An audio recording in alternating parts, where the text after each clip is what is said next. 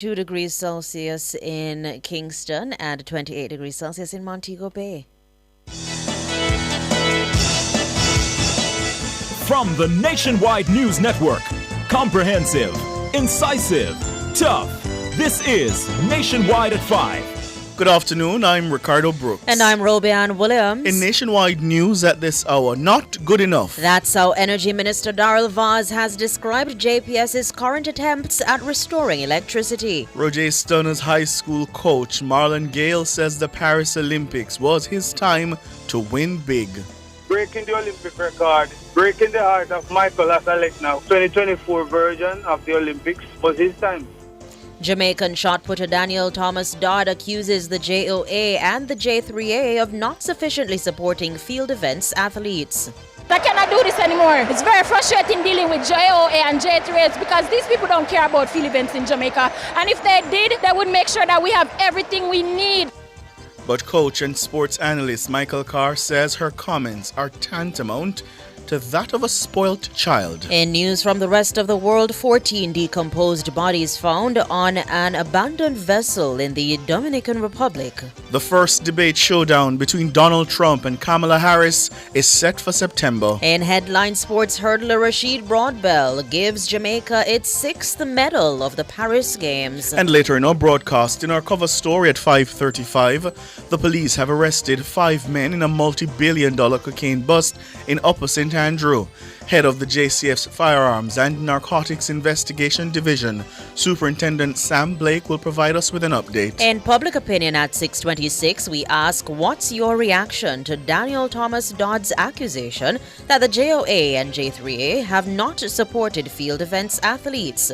Give us your comments by logging on to our Facebook page, Nationwide News Network, and by tweeting us at Nationwide Radio and message us on WhatsApp at 876-285-5693. You can also leave your comments on Instagram at Nationwide 90FM. In the nation's business at 6:40, we head to Paris for Paris Connections with Wayne Walker. And at 8, it's Jamaican Dads with Dennis Brooks, Garth Williams, Marlon Campbell, and Floyd Green. All these and more as we take you home on air on your mobile.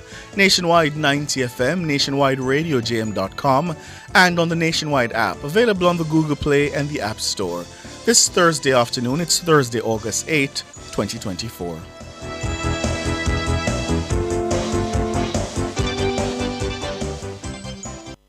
News at 5 is brought to you by KFC Buckets. Let's bucket together with a KFC Family 9, Family 12, Party 15, or Party 21 bucket because sharing a bucket with friends tastes finger-licking good. If it's news, it's got to be Nationwide 90 FM. And now to the details. The Energy Minister Darrell Vaz says the Jamaica Public Service Company, JPS's current pace of restoration remains unsatisfactory despite the intervention of the Office of Utilities Regulation, the OUR. The Energy Minister says with some 16,000 Jamaicans still without electricity, it seems clear that the Light and Power Company will miss the August 12 deadline set down by the regulator. Siobhan Campbell tells us more. Not good enough. That's how Energy Minister Darrell Vaz has described JPS's current attempts at restoring electricity. He says in a little over a week, the JPS has only managed to restore an additional 4,000 customers to the grid. You will recall last week, Wednesday, at Postcab, where the OUR and myself was present on the 31st of August. They were down to 20,597 customers to be restored, if my memory serves me correct. They are now 1 week later indicating that there are still 16,000 persons left to be restored, which by my math indicates that they were done just about 4,000 customers across Jamaica in the week from the 31st, Wednesday the 31st, to yesterday or today. So the situation is, for me, that's not good enough. In an update provided on Wednesday, the Office of Utilities Regulation stated that power supply had yet to be restored to 16,118 customers across the island. It said this is according to JPS's most recent restoration schedule. The OUR issued a directive requiring full restoration to all consumers by August 12, except for communities that remain inaccessible. JPS has said it's on track to restoring full power in all parishes by the deadline. However, customers in Southwest St. Elizabeth may experience a delay. But Minister Vaz is not convinced. And the fact of the matter is that August 10th and 12th are there two deadlines for the remaining restoration, and I suspect that you will hear that there are some areas that will be delayed. As I said before, percentages, which they are saying is 97.6% of customers have been restored. Percentages mean nothing to me. Percentages are not customers. The percentages mean absolutely nothing to me. The Energy Minister is urging the OUR to keep applying pressure on the Light and Power Company. The 16,000 customers is who means everything to me. And the fact is that I just hope that the OUR will continue the pressure, as I have been doing with JPS, for them to give us the restoration dates, the communities, and the timelines. Siobhan Campbell for Nationwide News. His time. That's how high school coach of Jamaica's Roger Stoner, Marlon Gale, is reacting to his former charge's stunning win in the men's discus throw in Paris on Wednesday. Stoner, a former St. Jago High School standout, landed the disc at 70 meters, producing an Olympic record and winning gold. The 25-year-old bettered the previous mark of 69.97 meters set minutes earlier by gold medal favorite Mykola Salenko of Lithuania to grab the title of Olympic champion in the field event. Mahiri Stewart reports. Coach Gale says Stoner throughout his junior years had challenges, but Paris 2024 was his time. Breaking the Olympic record, breaking the heart of Michael Asalekna, who wanted to replicate a similar situation as his father. No one else would have done it at the time. It was just Roger Stoner's day. As I said, he would have had several mishaps as a junior, not getting the chance to compete at World Junior, having throwing 66-43, I think, at the time of the character game. I know it was a heartbreak for him, but, over the years and through the sessions that we would have had, I would have encouraged him. Others would have done the same, because the big day was not yet. He was not ready, and the 2024 version of the Olympics was his time. The proud coach shared that it was surreal to see Stoner compete and grab the top prize away from Mykolas Alekna. This, as Mykolas's father, the prominent Virgilius Alekna, who set the Olympic record at 69.89 meters on his way to gold at the Athens Olympics in Greece in 2004, is Stoner's idol. Virgilius Alekna was Roger Stoner's idol when he just started throwing. He almost did everything like Alekna, and I would have identified that when he was throwing, when I was just introduced to him. And we would have studied Virgilius and many of the other greats, and over the years he would have matured into a stronger, more resilient and more focused athlete. Gale says the performance of Stoner and Jamaica's other field event athletes at the Olympics shows how they have risen to the occasion. He says their hard work and dedication have paid off. Gale says their performance is another reason for the country's sporting stakeholders to pay more attention to them. I do hope that Jamaica starts to show a lot more trust, belief, support from corporate and the powers that be into the field event program. It's tough, it's expensive. The work is hard for many of these youngsters, starting from Jamaica, and many of those who would have moved on to universities abroad. Like Roger, it is not an easy journey. They can give you the stories of, some of the things that they had to do. Mahiri Stewart for Nationwide News. Jamaican shot putter Daniel Thomas Dodd has accused the Jamaica Olympic Association, the JOA, and the Jamaica Athletics Administrative Association, the J3As, of not sufficiently supporting field events athletes. Thomas Dodd failed to qualify for the women's shot put final at the Paris Olympics after an 18.12-meter throw, which saw her placing 13th. Speaking during an interview with Sportsmax on Thursday, Dodd voiced her frustration, saying the agencies don't care about field events in Jamaica. But as you hear in this report from Roby and Williams, the JOA says there's no truth to the accusation. Jamaican shot putter Daniel Thomas Dodd says her personal coach was denied the privilege of accreditation to gain access to the training facility in Paris.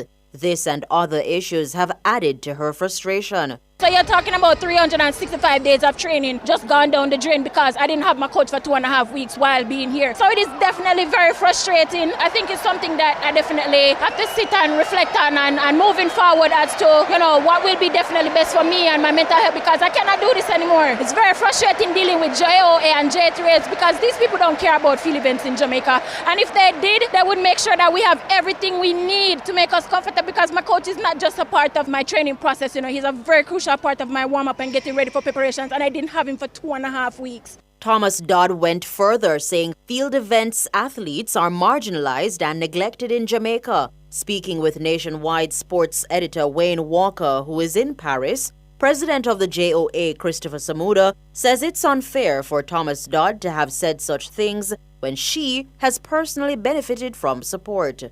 I can quite understand why Daniel is a bit disappointed. It's twice now that she has not made the final, so I can understand the emotionalism around it. But we have to understand the facts, and Daniel is in fact aware of the facts. And let me start with her personally. Daniel has been the beneficiary of an Olympic Solidarity Scholarship for 4 years now, and that is by virtue of the JOA supporting her.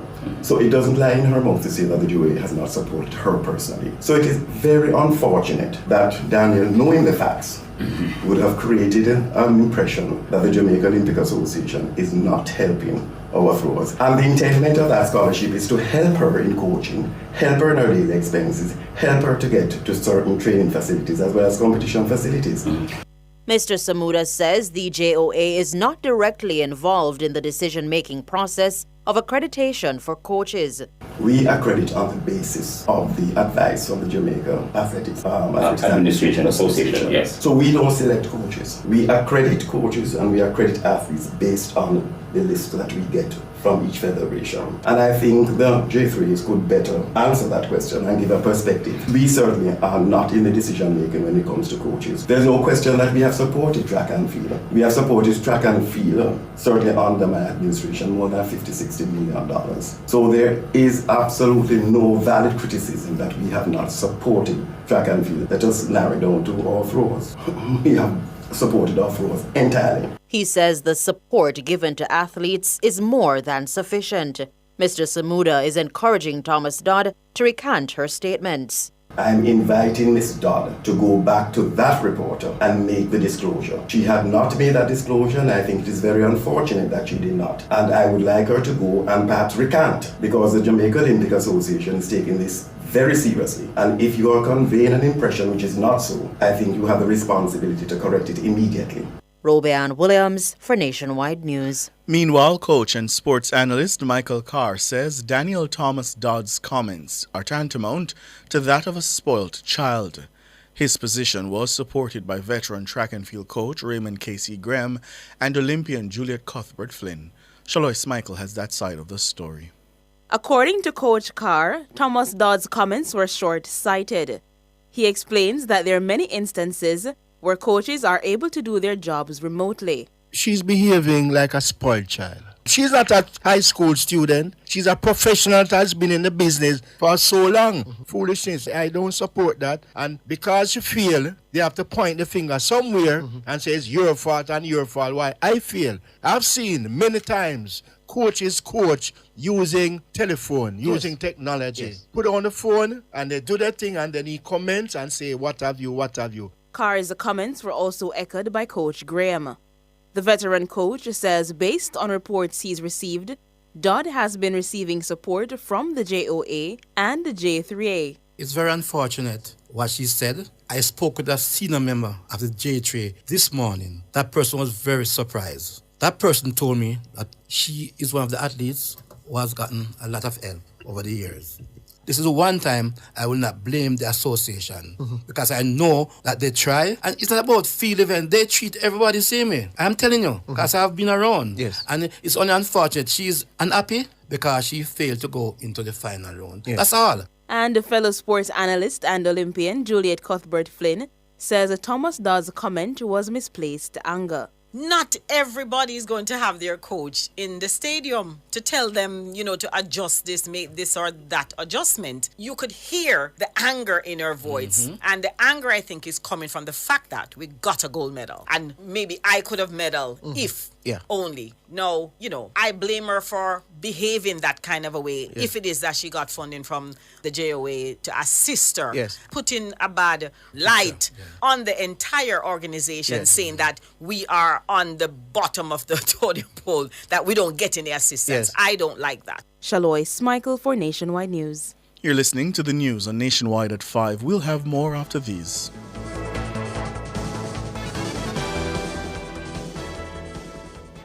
Value Drug Pharmacy offers curbside pickup and delivery of your branded and generic drugs. WhatsApp your prescription to 876-881-6695. The time by Value Drug Pharmacy is... It's 15 minutes after 5. Rent-to-Kill Initial offers air purification solutions with triple filtration and unique auto-sensing capabilities that neutralizes malodor and replaces it with clean air. Call Rent-to-Kill Initial at 926-4236 for more details. The temperature by Rent-to-Kill is 32 degrees Celsius in Kingston, 28 out west in Montego Bay. Looking for your dream property? Look no further than Century 21 Heath-Ho Properties. Whether you're seeking a beachfront escape, a cozy family home, or a lucrative investment property, our expert agents are here to help you every step of the way. With Century 21, you get the experience and dedication of a global brand right here in the heart of paradise. Visit us at century21jm.com or call 876-969-2100 today. Century 21 Heath-Ho Properties. Everything real estate.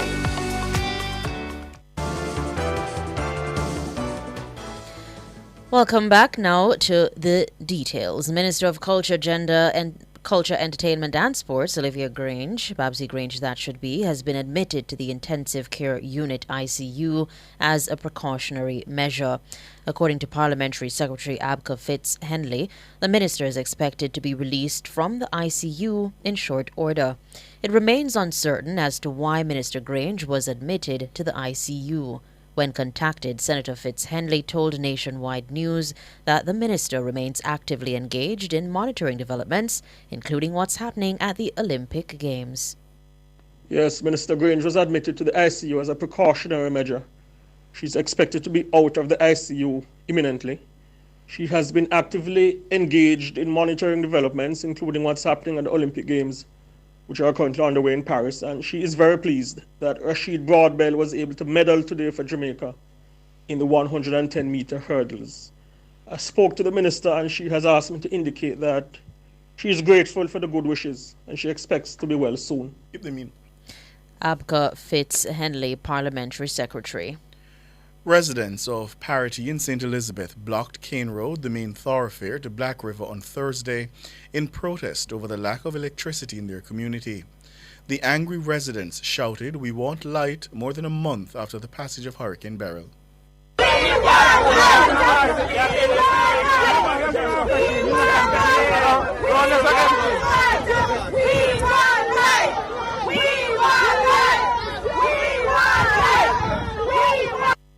This is the second protest action in recent weeks by residents calling for their electricity to be restored since the passage of Beryl on July 3.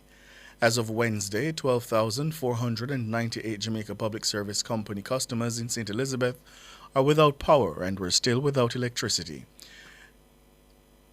Caretaker for the Mountainside Division in the parish, Kavar Bennett, says residents took to the streets because they are frustrated with the lack of communication from JPS on when their electricity will be restored.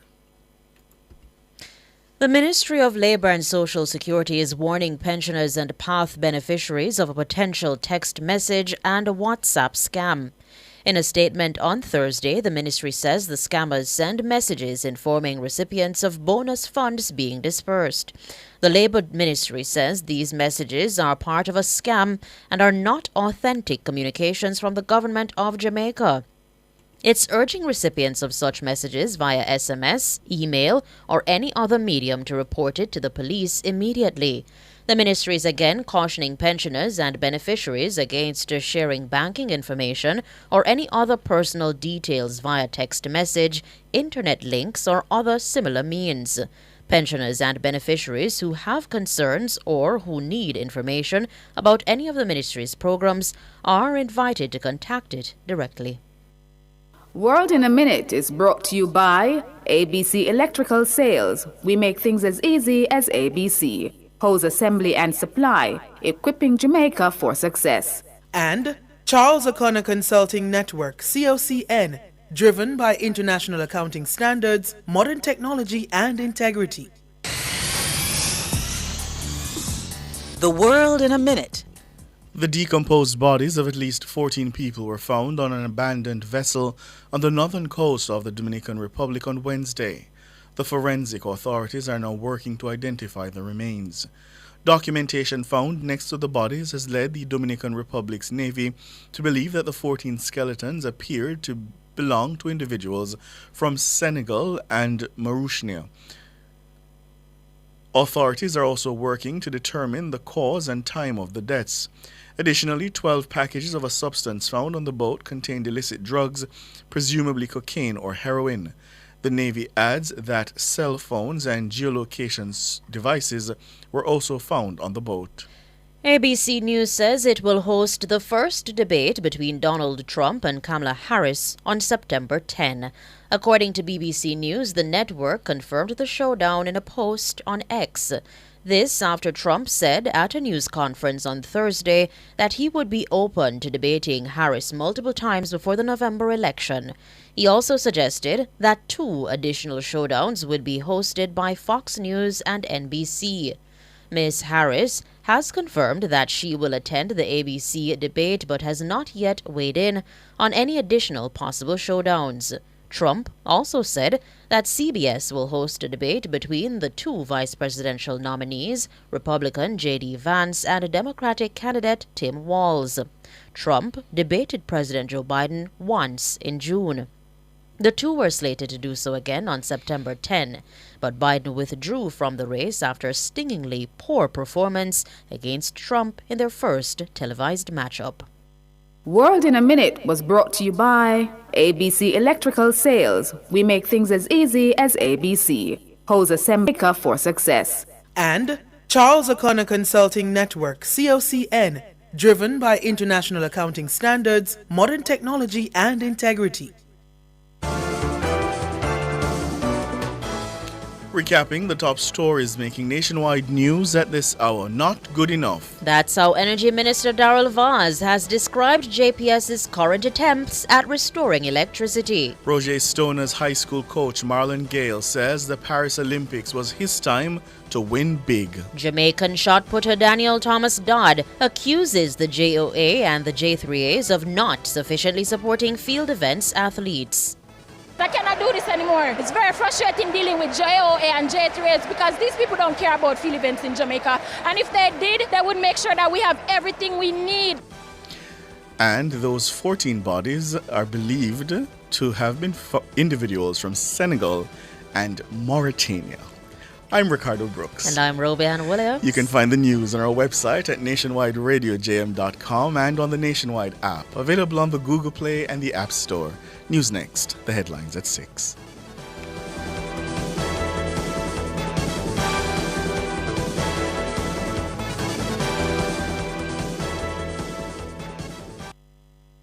News at 5 was brought to you by KFC Buckets.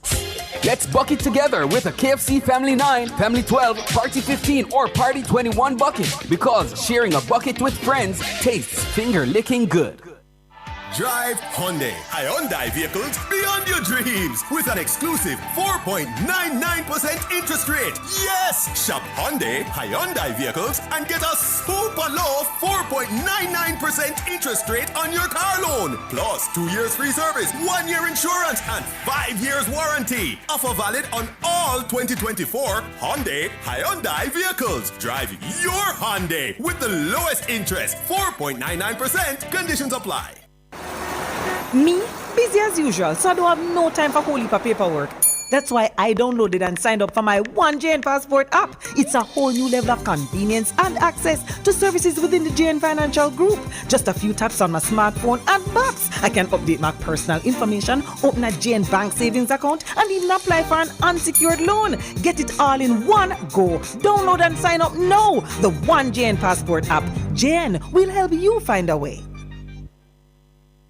KFC this summer, we a bucket together. Well, I vibe with your crew, yeah, we a stay true, the taste is so good. KFC, bucket on the ends with the real one. My island, we a world champion. With my KFC, I'm gonna be me, Jam Rock, celebrate with we. KFC, we a bucket together. When we bucket together, we are as we really are. Enjoy a family 12, party 15, or party 21 bucket. KFC, proud sponsor of Jamaica 60.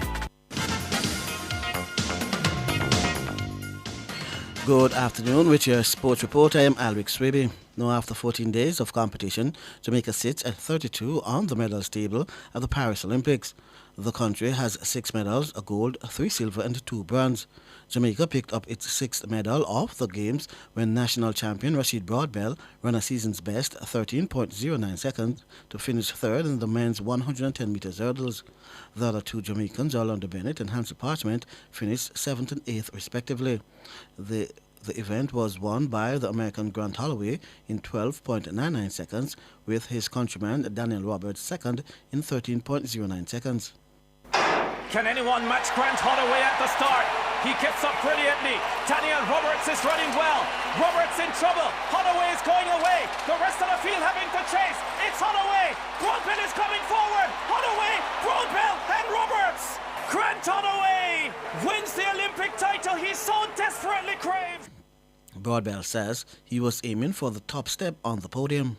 It's about time I got on the big podium. I'm feeling really grateful. God has been in the midst of every single thing this season. I mean, he brought me here today. Before I got around here, I told him, God, just hold me up. I'll do everything else. And I did just that tonight. I was really aiming for the top podium because I know it's in my body. But didn't get it tonight. I'm still grateful. You know, I'm running into shape right now. The started was 13.4, and then I went 13.21, and then tonight's 13.0. That's a bit short. If I gotten the 12 tonight, would been over with. But as I said, I'm not complaining, given the fact that where my season was earlier. He says his father is his biggest supporter.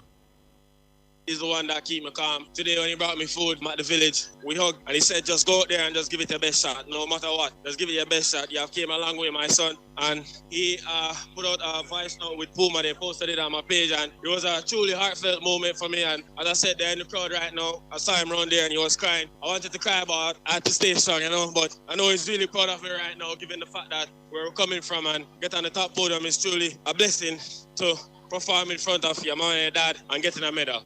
Rashid Broadbell. Meanwhile, Jamaica's Russell Clayton finished 5th in 52.68 seconds and Cyan Salmon 6th in 53.29 seconds in the women's 400 meters hurdles.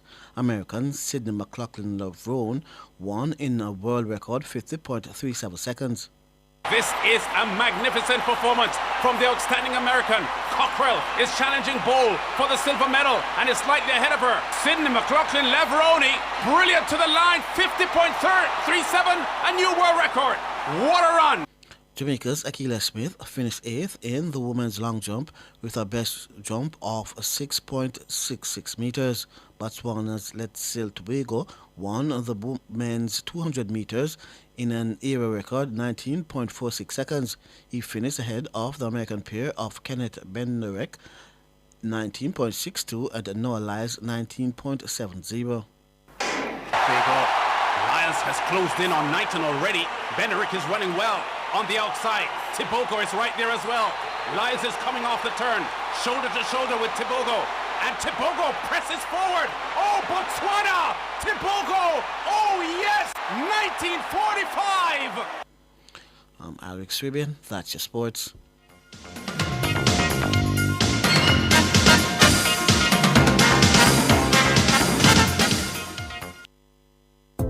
KFC this summer, we a bucket together. Well, I vibe with your crew, yeah, we a stay true, the taste is so good. KFC, bucket on the ends with the real one. My island, we a world champion with my KFC, I'm gonna be me, jam rock, celebrate with we. KFC, we a bucket together. When we bucket together, we are as we really are. Enjoy a family 12, party 15, or party 21 bucket. KFC, proud sponsor of Jamaica 60.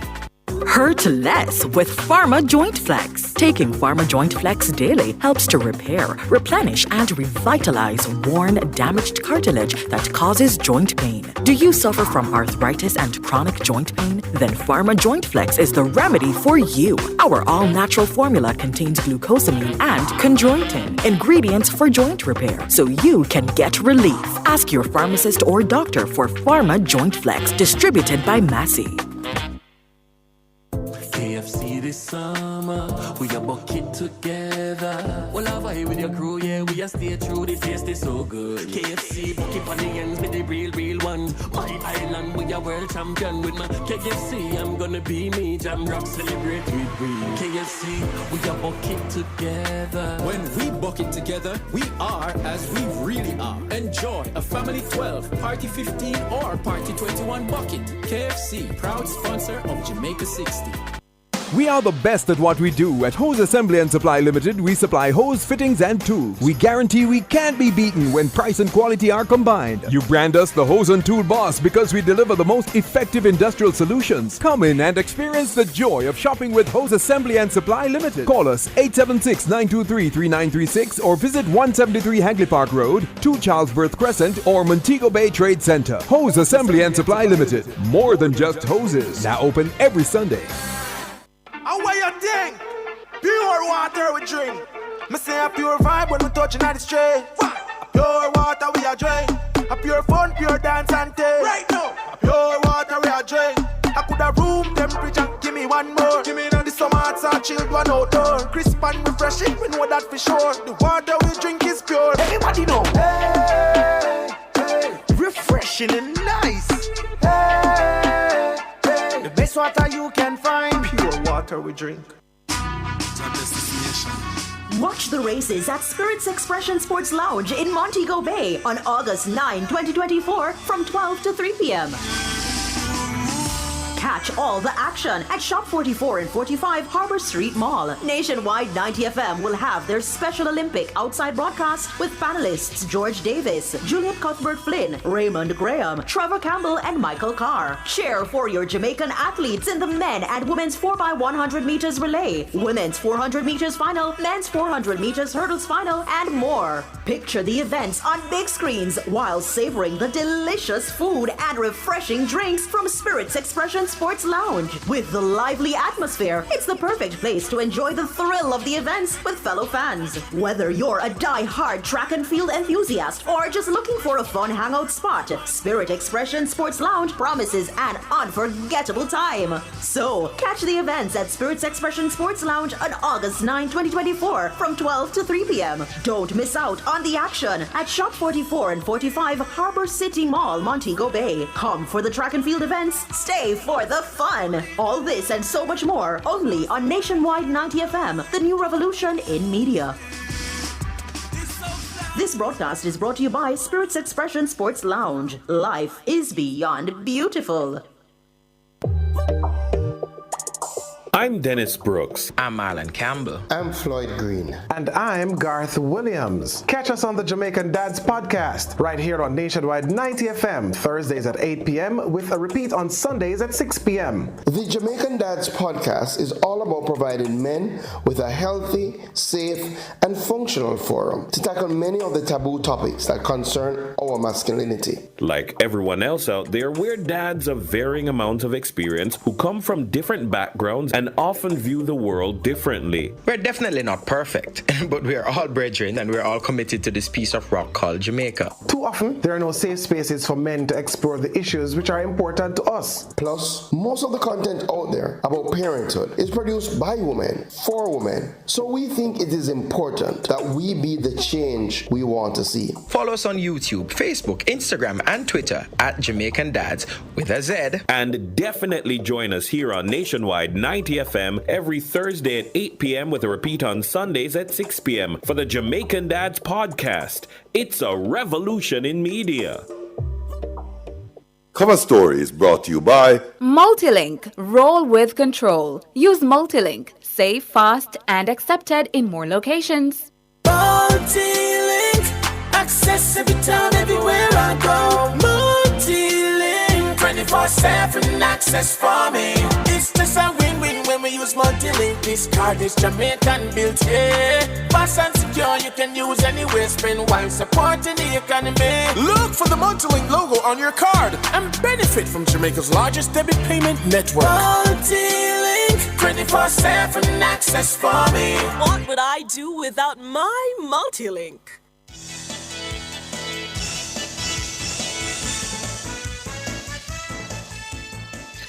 Good afternoon to you. Thank you so much for joining us here on Nationwide at 5. It's time for the cover story. I'm Ricardo Brooks. And I'm Sanjay Lewis. Good afternoon, Sanjay. How are you? I'm good, well, Ricardo. How are you? I'm doing all right. Hello to our friends on YouTube. Hello to you if you're on your way home in the car or just leaving work. And hello to you if you're joining us on the Nationwide app or listening on radio. Before we get to what we have planned for you in the cover story, some news just coming to hand from the Jamaica Public Service Company. The JPS says that while it's on track to meet its August 12 deadline for full restoration of electricity to customers in all parishes, those in St. Elizabeth, residents in St. Elizabeth, will have to wait longer. The company is now saying it's adjusting its schedule and that residents in St. Elizabeth will have full restoration of power by August 31. Yes, the company says this is the new timeline for restoration of service to sections of St. Elizabeth where its distribution infrastructure was almost totally damaged. The CEO of JPS is quoted as saying this is a rebuilding process, not a restoration. Yes, and he says based on the extent of the devastation, the electrical infrastructure that supplies sections of St. Elizabeth needs to be completely rebuilt. In some areas, Mr. Hugh Grant says, the network will need to be redesigned and lines relocated. The rebuilding process will be challenging and tedious because of the difficult, rocky terrain in which we are working. That's a quote from the new president and CEO of JPS, Hugh Grant. So, to start the cover story, the news from JPS, it's on track to restore electricity by August 12 to all parishes except those sections of St. Elizabeth where it says its distribution infrastructure was almost totally destroyed. So residents in St. Elizabeth, at least some residents, will have to wait until August 31. Saturday, August 31 is the new timeline that JPS is offering. And I can only imagine this is not good news. One of the things he also indicated, Ricardo, is that they are redeploying the resources from across other parishes. And noteworthy is also him indicating that they're getting additional support from Manitoba Hydroelectric Utility in Canada. And you will recall, Ricardo, the minister was saying that, that's Minister Vaz, that they need to get additional support. And they are now accepting and indicating to us that they're getting additional support in the form of linemen from Manitoba Hydroelectric. Here's the challenge. With all that's happened, with all that we've seen, I don't know that this new timeline is going to obviously it's not going to be comforting to people, but the question now is, will they believe that JPS can make this new timeline August 31, which, if I'm to be very honest, seems inordinate. I hear the new CEO that this is going to be a rebuilding process, but this cannot come as any good news or even remotely comforting for those residents in St. Elizabeth. So, yeah, and they have been suffering for a very long time. And the other thing too, just looking at the entire situation with JPS, will they meet that deadline? Because the deadline has been sliding. They had promised to restore all of the country at a specific time, and now we're recognizing that they have pushed it back. And then the other question to ask, will sanctions be brought against the JPS? Because the OUR did indicate that they must meet that timeline. And if they don't, then sanctions will be put in place. And now the question is to the OUR, how will they respond to this announcement by the JPS? And my question also would be, what was the nature of the assessment done by the JPS? Because if it is that in their initial assessment, and I think I saw something just this afternoon saying that after its initial assessment, it was confident that the timeline would be August 12th. Yes, and it gave that commitment based on the assessment. Right. So did that initial assessment not recognize what the CEO is now referring to as rebuilding, not a restoration, but a rebuilding process? In other words, on what was August 12th predicated specifically for the people of St. Elizabeth, such now that you're coming to say, well, it's not really restoration we need to do, but actually rebuilding. The minister has said that he had no confidence in the timelines, and he thought the timelines, at best, based on his assessment, appeared iffy. Yes. Well, here's the confirmation now. Sections of St. Elizabeth will not be restored with power until August 31, because JPS says it now needs to do a complete rebuilding of its infrastructure in sections of the parish. And this certainly, Ricardo, will be a damage of the trust, because now individuals will be skeptical of the JPS. Will that date once again slide once we approach closer to that timeline? Yeah. Dana, if we could try to get Minister Vaz a little later for a reaction to this new timeline and some word from the OUR as to how they're going to treat with this. They did say if August 12th was missed, then sanctions would apply. But what we have planned for you in the cover story, a major drug bust in Upper St. Andrew. The police have arrested 5 men in a multi-billion US dollar cocaine bust. The men were arrested during an anti-narcotics operation carried out by a team from the Firearms and Narcotics Investigation Division within the Counterterrorism and Organized Crime Branch, CTOC. Mm-hmm. And the reports are that on Tuesday, August 6, officers from the FNID with support from CTOC raided premises at a St. Andrew address, resulting in the arrest of the men and the seizure of a number of knitted bags believed to contain cocaine. According to the police, the substance weighs over 2,500 kilograms. It has an estimated street value of nearly 76 million US dollars, or 8 billion Jamaican dollars. The police say the contents of the knitted bags are now being processed. Head of the FNID, Superintendent Sam Blake, says the operation further demonstrates the ongoing efforts of the JCF to combat narcotics and firearms trafficking in the country.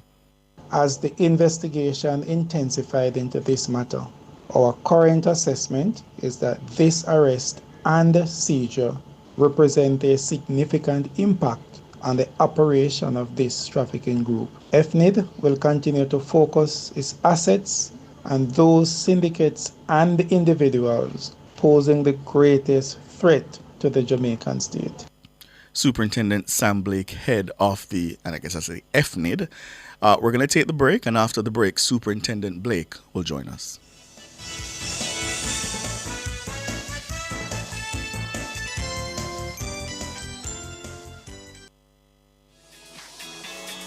Everything you do with your JN Bank Visa credit card could be a win for you. Go shop win, dine win, travel win, or pay win bills with your JN Bank Visa credit card. Every time your purchases total $40,000 using your JN Visa credit card, you earn an entry to win. Every purchase you make adds up. Win weekly summer watch party kits of coolers and grocery vouchers so you don't miss the runnings. Or be one of 2 monthly winners of $100,000 cash. Don't have a JN Visa credit card? It's easy. Visit jnbank.com today. Win with your JN Bank Visa credit card.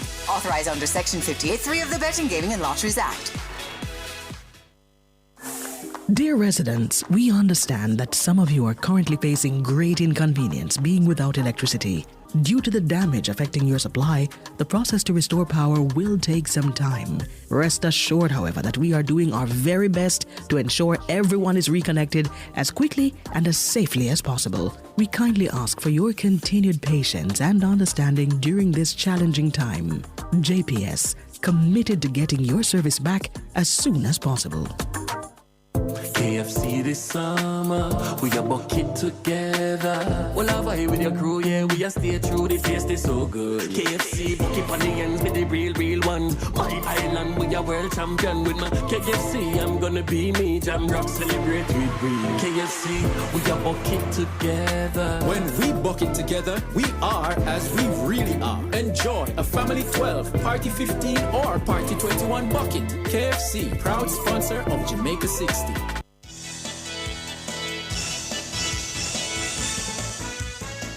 Thank you so much for staying with us here on Nationwide at 5. The police have arrested 5 men in Upper St. Andrew in a multi-million US dollar cocaine bust. The street value, nearly 76 million US dollars or 12 billion Jamaican dollars. I think we said 8 billion Jamaican dollars earlier. Superintendent Sam Blake is the head of FNID. He joins us now. Good afternoon, Superintendent. Hi, good afternoon. Thank you so much for joining us. Is this the largest cocaine bust that you've ever made? This seems extensive. 12 billion Jamaican dollars in value? We have been looking at the records, and what we have seen up to this point suggests that this is the largest one.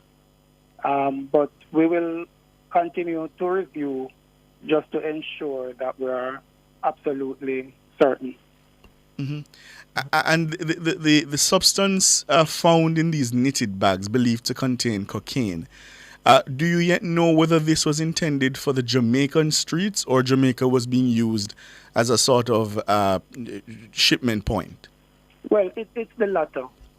So what we have been seeing is that, well, let's start from the standpoint that Jamaica is not a large consumer of cocaine. Mm-hmm. And therefore, this sort of shipment is Jamaica is normally used as a transshipment point under these conditions. Right. And in terms of the... Go ahead, Sanjay.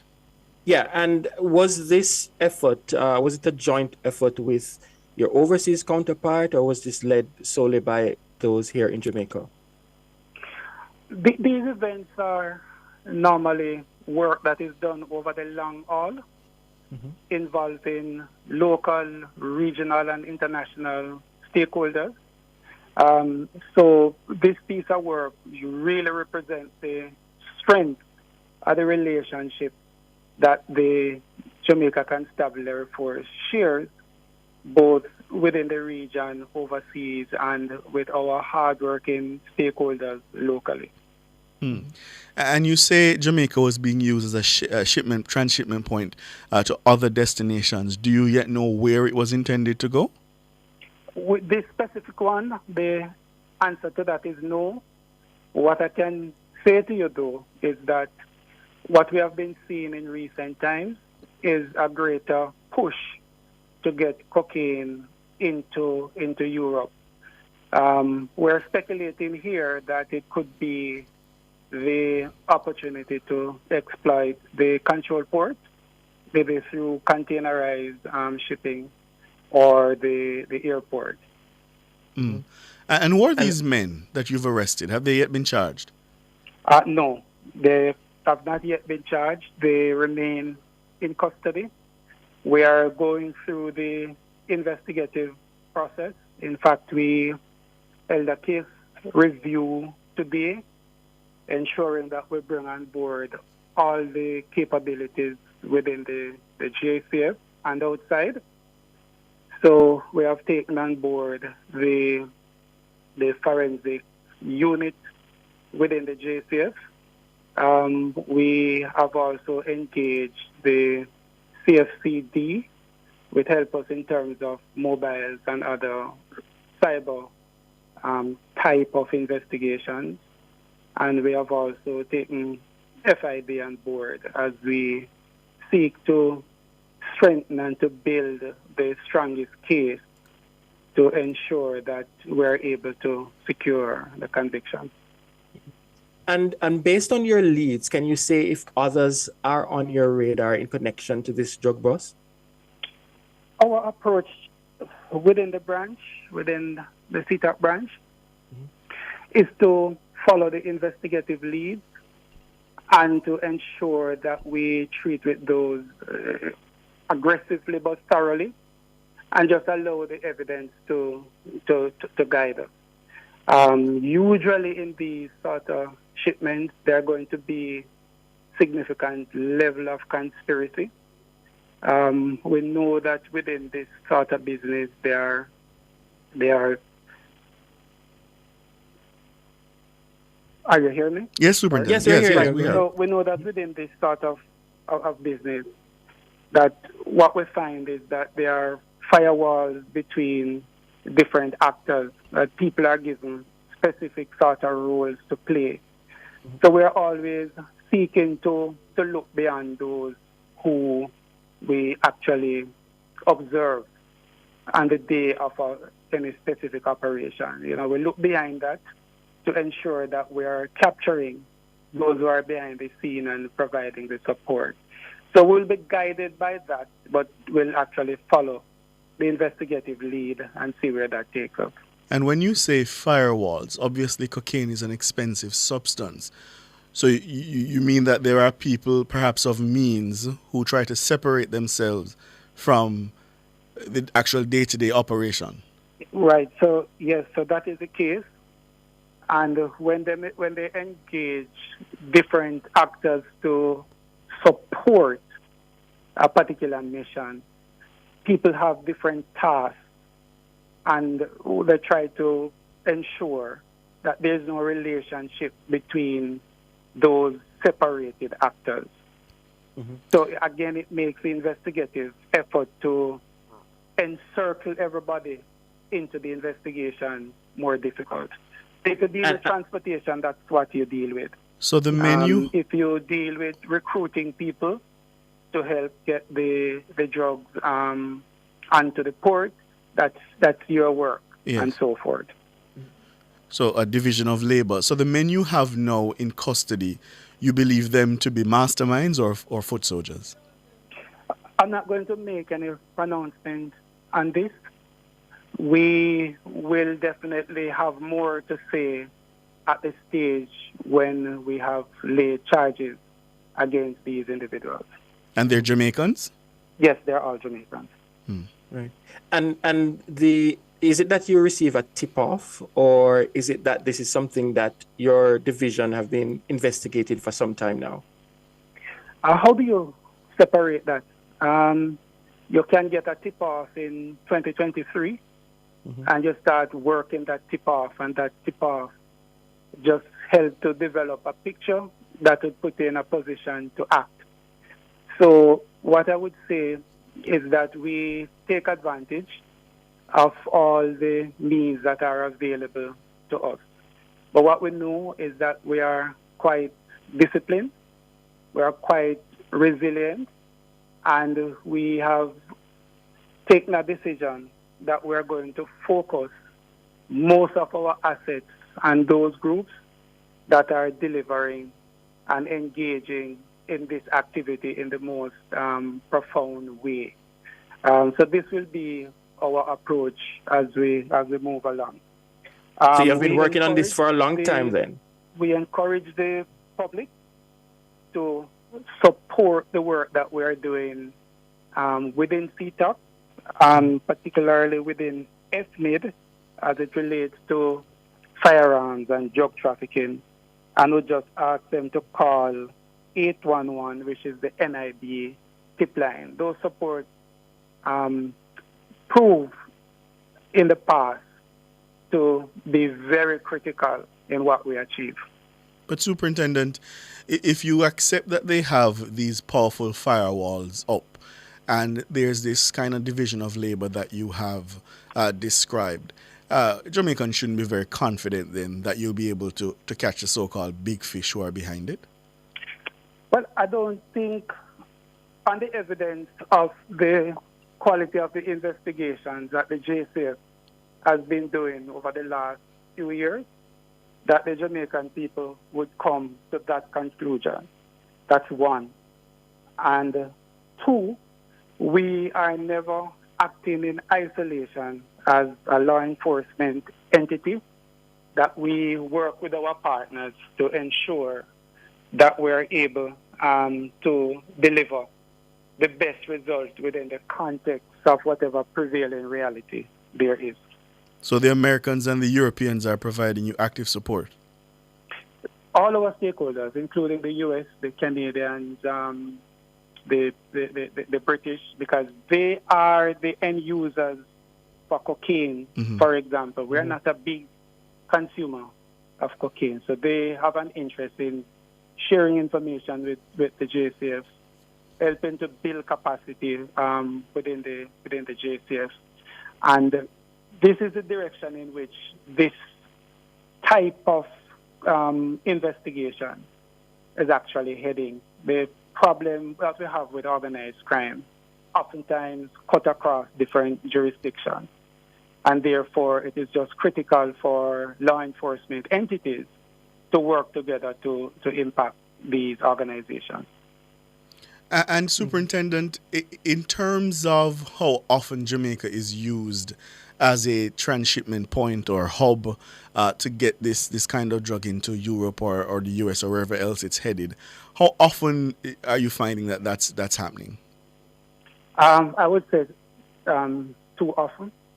In fact, roughly about 40% of the drugs produced in Colombia is shipped through the region. So while I'm not able to tell you the precise amount from that 40%, what I would say is that Jamaica is one of those countries through which the drugs pass to get to its final destination. And go ahead, Sanjay. Yeah. I just want to understand this division, the Firearms and Narcotics Investigative Division within CTOC. Is it a newly formed division?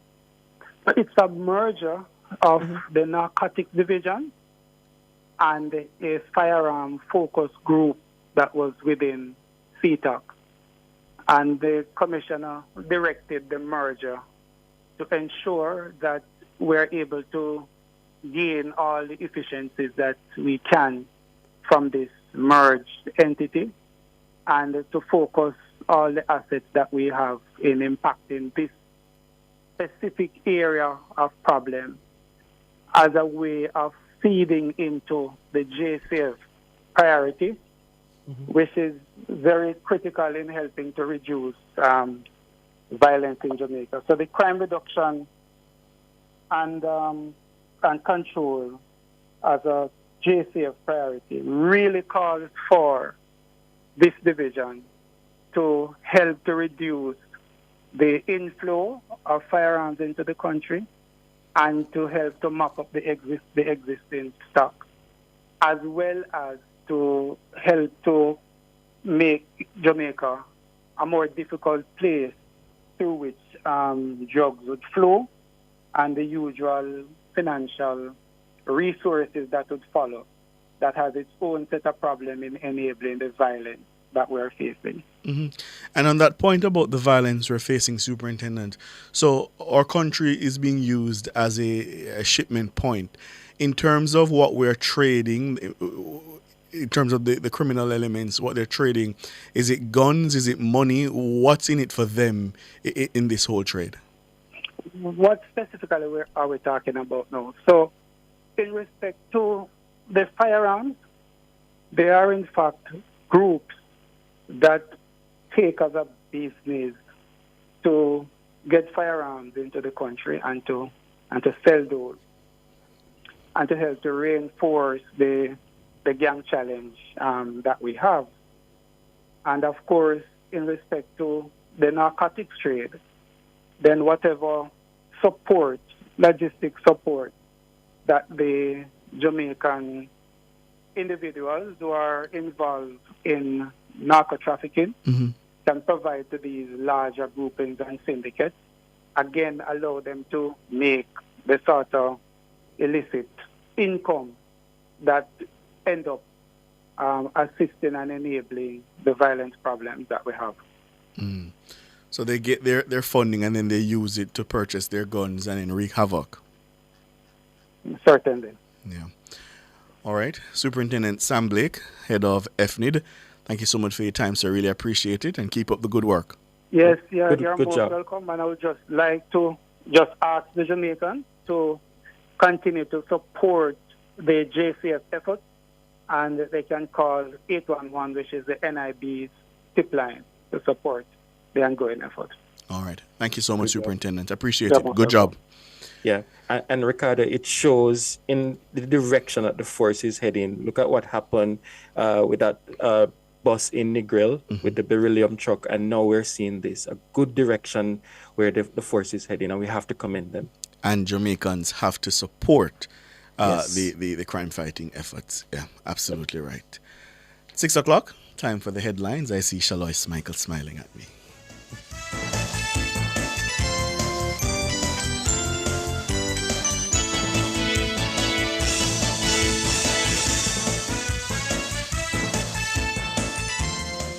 Cover story was brought to you by Multilink.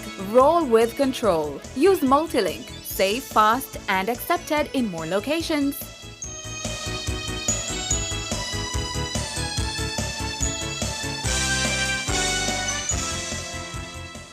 Say hello to peace of mind and goodbye to worry with Guardian Life's new Ultimate Provider Plan, and secure your medical expenses in the event of critical illness today. Call 888-367-5433 for details. The time by Guardian Life is 6 o'clock.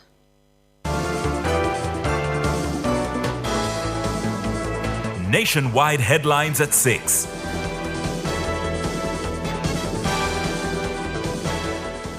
Good evening with the headlines at 6. I'm Shalois Michael.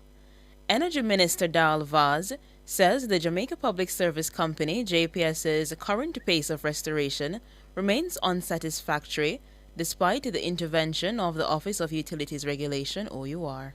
You recall last week, Wednesday, at Postcab, where the OUR and myself was present on the 31st of August, they were down to 20,597 customers to be restored. If my memory serves me correct, they are now 1 week later indicating that there are still 16,000 persons left to be restored, which by my math indicates that they were done just about 4,000 customers across Jamaica in the week from the 31st, Wednesday the 31st, to yesterday or today. So the situation is, for me, that's not good enough.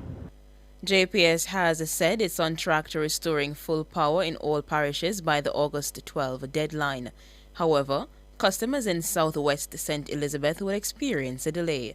But Minister Vaz is not convinced. And the fact of the matter is that August 10th and 12th are there two deadlines for the remaining restoration, and I suspect that you will hear that there are some areas that will be delayed. As I said before, percentages, which they are saying is 97.6% of customers have been restored. Percentages mean nothing to me. Percentages are not customers. The percentages mean absolutely nothing to me. Darrell Vaz, Energy Minister. Jamaican shot putter Daniel Thomas Dodd has accused the Jamaica Olympic Association, JOA, and the Jamaica Athletics Administrative Association, J3A, of not sufficiently supporting field events athletes. Thomas Dodd failed to qualify for the women's shot put final at the Paris Olympics after an 18.12 or 12 meter throw, which saw her placing 13th. Speaking during an interview on Thursday, Dodd voiced her frustration at the agencies. So you're talking about 365 days of training just gone down the drain because I didn't have my coach for 2.5 weeks while being here. So it is definitely very frustrating. I think it's something that I definitely have to sit and reflect on and moving forward as to, what will be definitely best for me and my mental health, because I cannot do this anymore. It's very frustrating dealing with JOA and J3s because these people don't care about field events in Jamaica. And if they did, they would make sure that we have everything we need to make us comfortable, because my coach is not just a part of my training process. He's a very crucial part of my warm-up and getting ready for preparations, and I didn't have him for 2.5 weeks. Daniel Thomas Dodd. But the president of the JOA, Christopher Samuda, says it's unfair for Thomas Dodd to have said such things when she has personally benefited from support. I can quite understand why Daniel is a bit disappointed. It's twice now that she has not made the final, so I can understand the emotionalism around it. But we have to understand the facts, and Daniel is in fact aware of the facts. And let me start with her personally. Daniel has been the beneficiary of an Olympic Solidarity Scholarship for 4 years now, and that is by virtue of the JOA supporting her. So it doesn't lie in her mouth to say that the JOA has not supported her personally. So it is very unfortunate that Daniel, knowing the facts, would have created an impression that the Jamaica Olympic Association is not helping our throwers. And the intent of that scholarship is to help her in coaching, help her in her daily expenses, help her to get to certain training facilities as well as competition facilities. Mr. Samuda is encouraging Thomas Dodd to recant her statements. I'm inviting Ms. Dodd to go back to that reporter and make the disclosure. She had not made that disclosure, and I think it is very unfortunate that she did not. And I would like her to go and perhaps recant, because the Jamaica Olympic Association is taking this very seriously. And if you are conveying an impression which is not so, I think you have the responsibility to correct it immediately. Christopher Samuda, president of the JOA. Meanwhile, coach and sports analyst Michael Carr says Daniel Thomas Dodd's comments are tantamount to that of a spoiled child. She's behaving like a spoiled child. She's not a high school student. She's a professional that has been in the business for so long. Foolishness. I don't support that. And because you feel, they have to point the finger somewhere and say it's your fault and your fault. Why? I feel. I've seen many times coaches coach using telephone, using technology. Yes. Put on the phone and they do their thing, and then he comments and say, what have you, what have you. Michael Carr, coach and sports analyst. Carr's comments were also echoed by coach Raymond Casey Graham. The veteran coach says, based on reports he's received, Dodd has been receiving support from the JOA and the J3A. It's very unfortunate what she said. I spoke with a senior member of the J3A this morning. That person was very surprised. That person told me that she is one of the athletes who has gotten a lot of help over the years. This is one time I will not blame the association because I know that they try, and it's not about field event. They treat everybody the same way. I'm telling you, because I've been around. Yes. And it's only unfortunate she's unhappy because she failed to go into the final round. Yes. That's all. Raymond Casey Graham, veteran coach, and fellow sports analyst and Olympian Juliet Cuthbert Flynn says Thomas Dodd's comment was misplaced anger.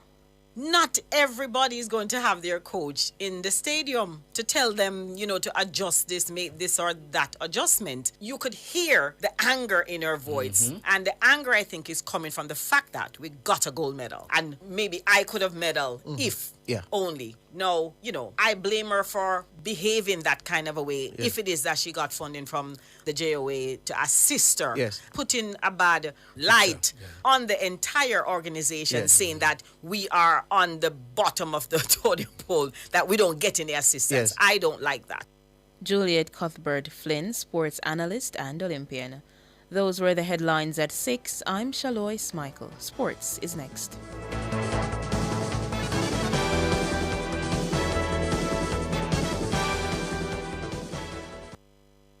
KFC this summer, we a bucket together. Well, I vibe with your crew, we a stay true, the taste is so good. KFC, bucket on the ends with the real one. My island, we a world champion with my KFC. I'm gonna be me, jam rock, celebrate with we. KFC, we a bucket together. When we bucket together, we are as we really are. Enjoy a family 12, party 15, or party 21 bucket. KFC, proud sponsor of Jamaica 60. Guilty. Outperform, outlast. Guilty. With top performance. Guilty. Jackama. Reliable, full stop, not comma. We have the expertise for drilling and demolition. We have the power tools for plumbers and electricians. Fancy select tools, 3 parts and 3 repairs. 3 parts, 3 repairs. 2 to 3 years. Hilton, available at Delta Supply, 106 Hagley Park Road. Call us at 876-302-6111-4. Delta Supply, we service what we sell. Drive Hyundai. Hyundai vehicles beyond your dreams with an exclusive 4.99% interest rate. Yes! Shop Hyundai vehicles and get a super low 4.99% interest rate on your car loan. Plus 2 years free service, 1 year insurance, and 5 years warranty. Offer valid on all 2024 Hyundai vehicles. Drive your Hyundai with the lowest interest, 4.99%. Conditions apply.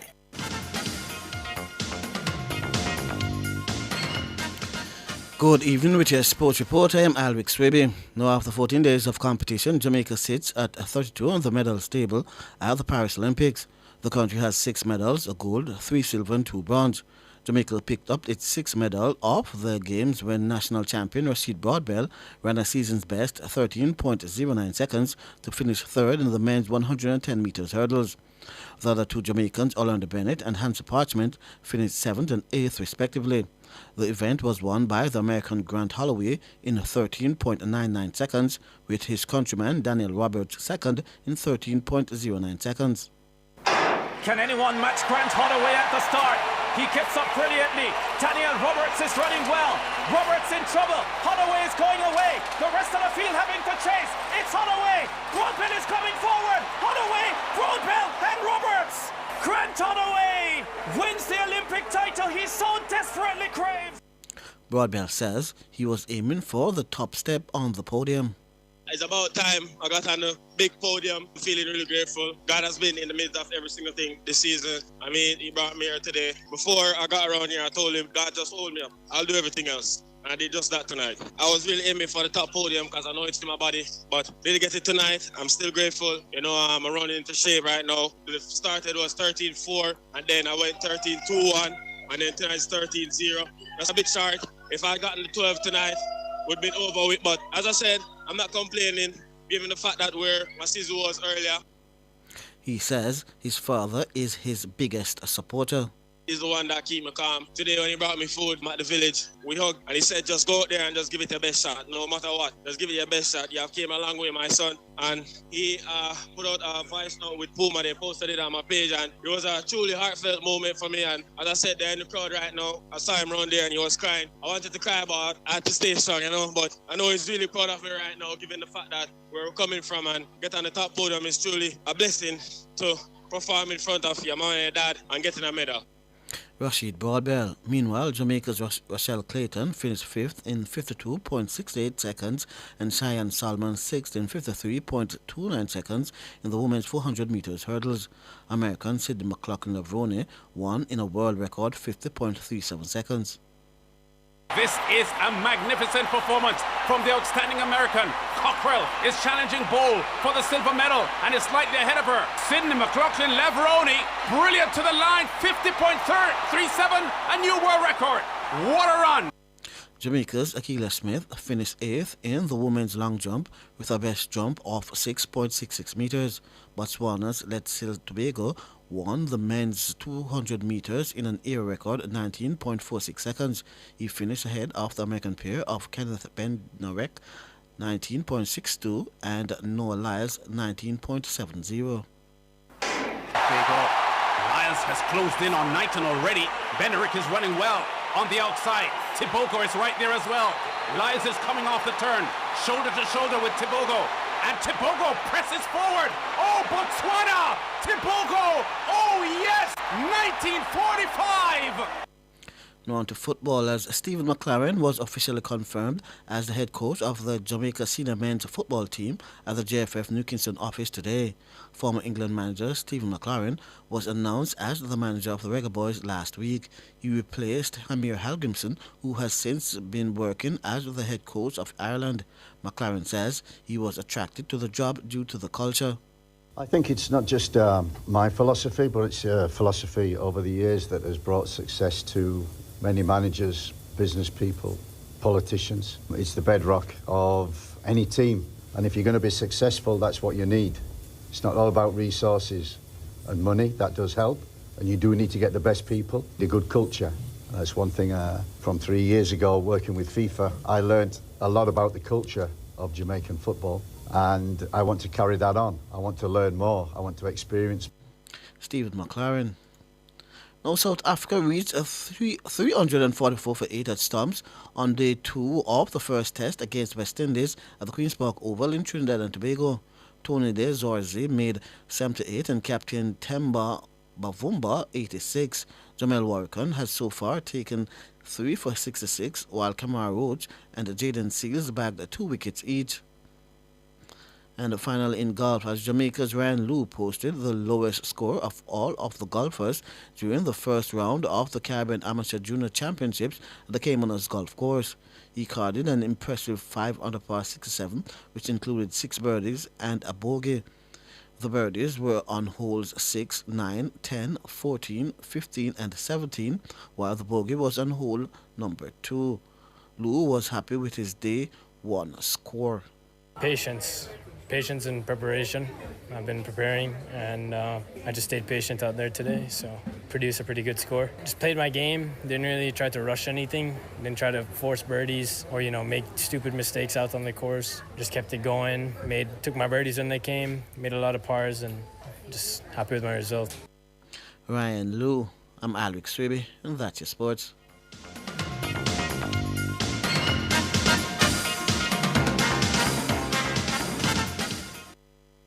For all your scales and food processing equipment, call Advanced Scales and Equipment Limited at 876-968-9612-5. The time by Advanced Scales and Equipment Limited is 6:15.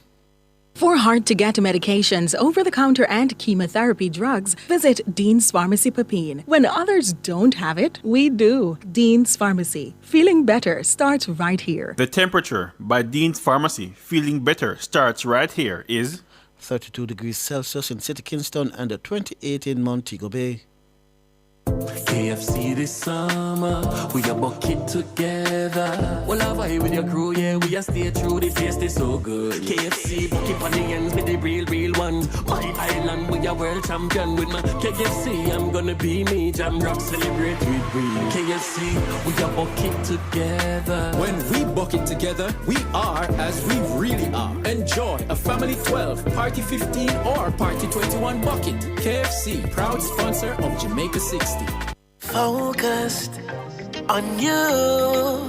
Hey, family, friends, passion, joy. We're focused on you. Focus on life, focus on love, focus on health, and all the above. Imperial Optical is focused on you. So focused. Hey, Imperial Optical Jamaica, focused on you. From Taurus Riley.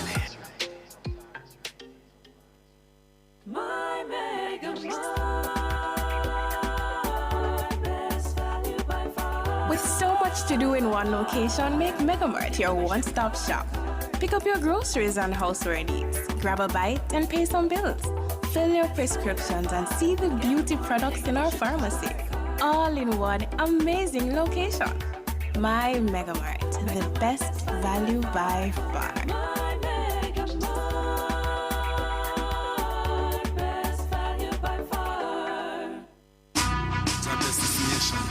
Watch the races at Spirit's Expression Sports Lounge in Montego Bay on August 9, 2024 from 12 to 3 p.m.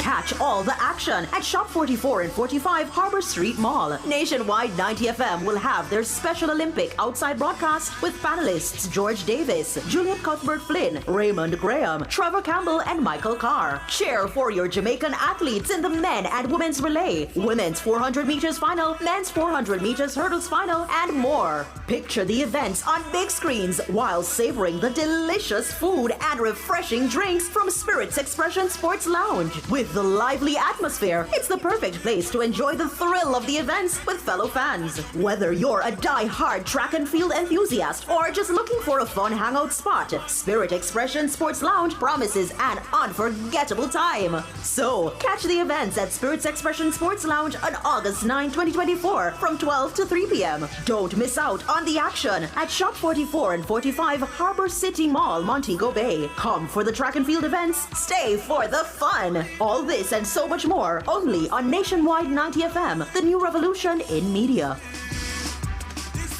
This broadcast is brought to you by Spirits Expression Sports Lounge. Life is beyond beautiful. Public Opinion is brought to you by Cleasing Industrial Supplies Limited, Industrial Automation and Control Solutions. Good evening, and welcome to Public Opinion. I'm Robeanne Williams. A special one to our friends on our YouTube platform. Thank you so much for tuning in. We like to hear from you, so we always encourage you to weigh in live in the comment section on YouTube, on today's Public Opinion. So we're talking Paris Olympics and things happening over there in Paris. Jamaican shot putter Daniel Thomas Dodd has accused the Jamaica Olympic Association, JOA, and the Jamaica Athletics Administrative Association, the J3As, of not sufficiently supporting field events athletes. Now, Thomas Dodd failed to qualify for the women's shot put final at the Paris Olympics after an 18.12 meter throw, which saw her placing 13th. Speaking during an interview with Sportsmax on Thursday, Dodd voiced her frustration, saying that these agencies, they don't care about field events in Jamaica. So you're talking about 365 days of training just gone down the drain because I didn't have my coach for 2.5 weeks while being here. So it is definitely very frustrating. I think it's something that I definitely have to sit and reflect on and moving forward as to, what will be definitely best for me and my mental health, because I cannot do this anymore. It's very frustrating dealing with JOA and J3S because these people don't care about field events in Jamaica. And if they did, they would make sure that we have everything we need to make us comfortable, because my coach is not just a part of my training process. He's a very crucial part of my warm-up and getting ready for preparations, and I didn't have him for 2.5 weeks. Jamaican shot putter there, Daniel Thomas Dodd. Thomas Dodd went further, saying field events athletes are marginalized and neglected in Jamaica. But the JOA says there's no truth to those accusations. So in Public Opinion, we're putting the question to you. What's your reaction to Daniel Thomas Dodd's accusation that the JOA and J3As have not supported field events athletes? So we're turning our attention to the comments on our social media platform, starting on X, where Proud Jamaican for Life is saying, he who feels it knows it. Paulo's here is saying, it's sad. It should never be a situation of track versus field. All athletes must get the same support. Akili McKnight is saying the whole of the J3As them need to go away. Just as when the school bell ring and school over, I saw them time over. That should be, he's saying that they should resign. That's what he's saying. Noel Comfit says, reach out to past and present athletes who've been vocal. It would be great to have them share their experiences in such a safe space. All right, Garth Sherwood says she isn't the only athlete that has complained about the absence for her of coach for such a technical event. If it's true, she has nothing to apologize for or anything to retract. Elon Musk Admire says Danielle is always complaining. The day she gets over it is the day she will win a medal. Wow, Michael Carter saying she's representing for years. I don't remember she producing any model. Hope I'm wrong. Like I said, majority of the athletes are just passengers to Paris. Sage of Sixth Path is saying she is 100% right. Shame on you both. These are organizations need to do more for the athletes. All right. The Queen is agreeing to say that the JOA and the J3As they need for godong. You know, the Jamaicans saying apparently them need for godong. Yeah, very incompetent. And let me see. Al Javani is saying that the old people that they need to step aside and let active, proactive people do the thinking and the leading at J3As and JOA. If you're just joining us, we're inside the court of public opinion. Your reaction to Daniel Thomas Dodd's accusation that the JOA and the J3As have not supported field events athletes. Now, going on Facebook real quick, Winston says, my understanding of these two bodies is that they are both useless, like some of these athletes that are, wow. Okay, Winston. He goes on to say the J3As and the JOA need to go, just like some of the old, tired, worn out. Wow, Winston. That's the conclusion. Winston? Your comment. Rosalind Buck says J3As and JOA need to go. We can't allow these organizations to do track and field like what JFF is doing to our football. Wow. Clunis MC is saying they all need to go. They serve no purpose. Philip Jackson, when was this made known to them? And if this is the case, they don't have a proper channel to make these complaints to? Or is it just talk without merit? No, this is a big issue. Okay, he's saying that this is a big issue and it must be brought before those who are responsible to address it. Yes. Nevroy Prince Charming Francis is saying, having heard both sides of the story, it is very unfortunate that Daniel, who is a recipient of such significant assistance from the JOA, especially leading up to this Olympics, should come out and make those remarks. It will have serious consequences for her if she doesn't retract the comments made. And he's saying that I sympathize with athletes in their struggles, but honesty and integrity are paramount. Michael Henry says Jamaican administrators are some Bakawal overprivileged, you know what. Wow, Michael Henry. Andrew Freighter says, I want to know if these bodies belong to these gentlemen because they do as they will without any consequences. Edney Powell is saying J3As and JOA need to have a website that we can see what is available to the athletes because everything in Jamaica is a secret. We don't know who's speaking the truth.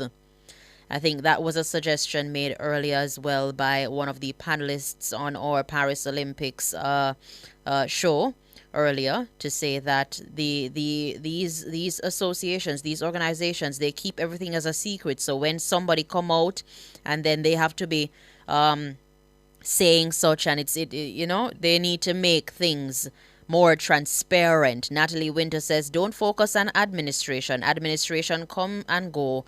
Focus on how much you want to achieve success and push forward with or without their assistance. Some of these things you really and truly can't do without some sort of support, Leon Thompson is saying these organizations destroying Jamaica track and field.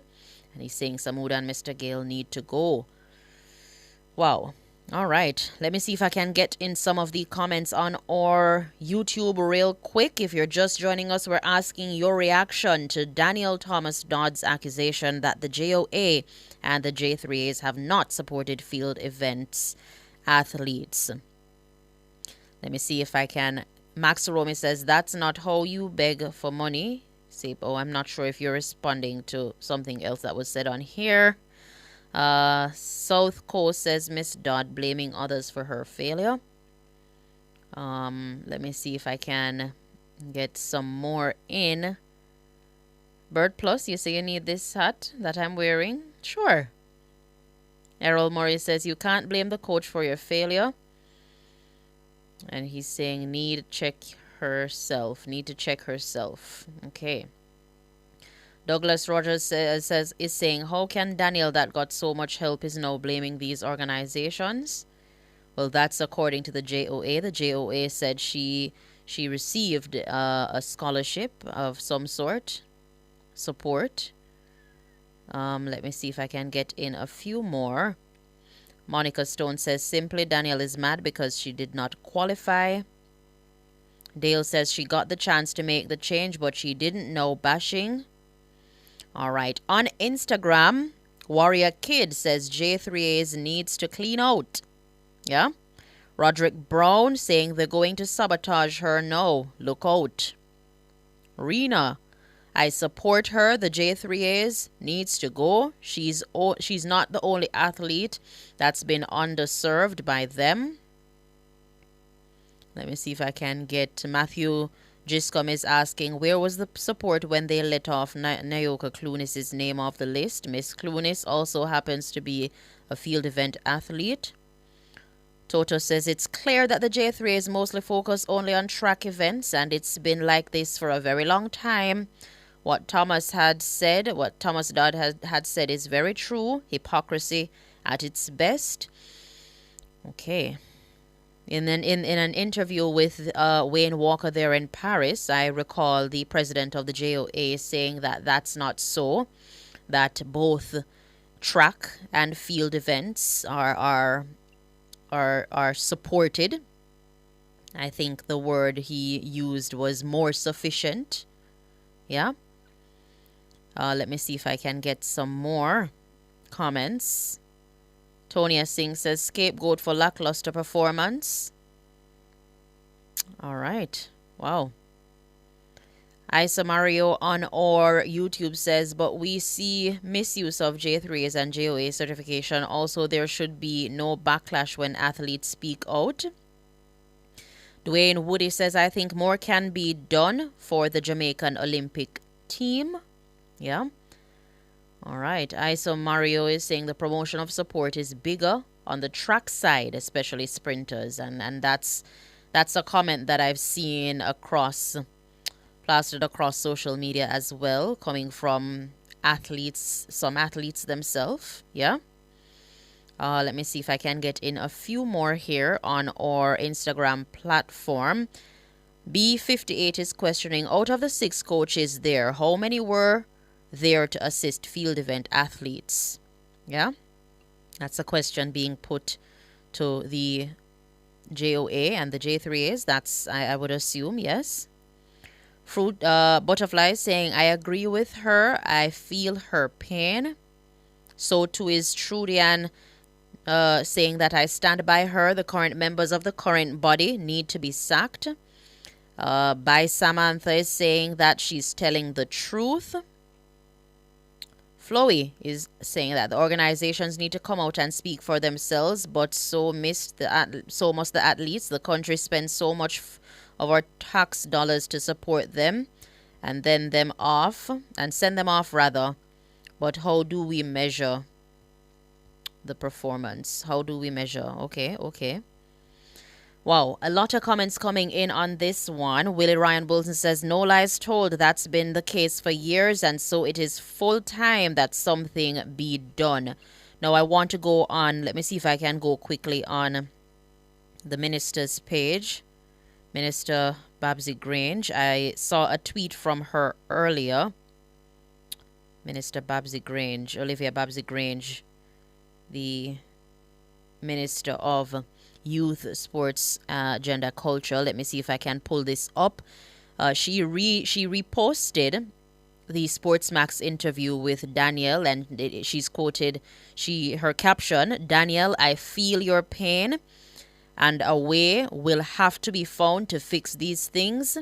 And then she's saying, don't worry about a thing, every little thing will be all right. And she's sending lots of love to Danielle Thomas Dodd right there, coming from Minister Olivia Babsy Grange in reacting to the interview done by Sportsmax, where Jamaican shot putter Danielle Thomas, she accused the JOA and the J3As of not sufficiently supporting field events athletes. She went further to say that field events athletes are marginalized and neglected in Jamaica. And I also saw a quick response because the JOA president had said to Wayne Walker that he's encouraging Mrs.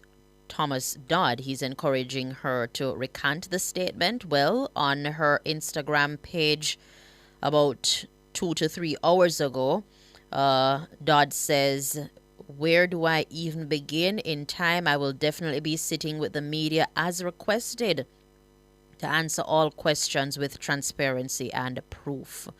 And she says, "I have nothing to hide." So, let's see what comes after this. I support, on behalf of our team here, we support all our athletes in their endeavor. So, this is one to watch out for, one to see what comes after, what comes next. Thank you guys so much for participating in Public Opinion this evening. Do stay tuned. Up next, the Business Report.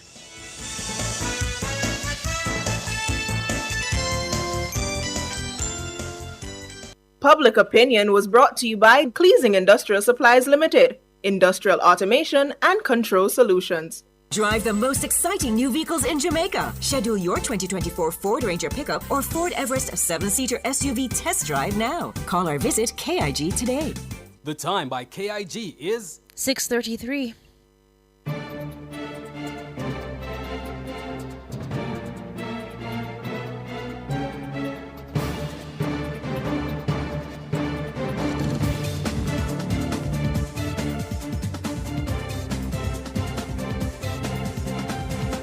Hello, good evening, and welcome to Nationwide's Business Report. I'm Robian Williams. British Airways, that's the BA, will drop its flights to Beijing from October as it feels the impact of being banned from Russian airspace. Now, Western airlines have been banned from flying over Russia since the invasion of Ukraine in 2022.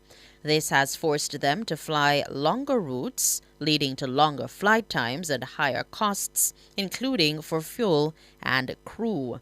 Chinese airlines are still able to fly over Russia, giving them a commercial advantage. The airline now says Beijing flights will be suspended until November 2025, but schedules will remain under review. BA is also dropping one of its 2 daily flights to Hong Kong and says it will continue flying to Shanghai. In the currency markets at the close of trading today, it cost 158 Jamaican dollars and 12 cents to buy $1, 201 Jamaican dollars and 35 cents to buy $1 British pound, and 115 Jamaican dollars and 30 cents to buy the Canadian dollar. That's the Business Report. I'm Robian Williams. Good evening.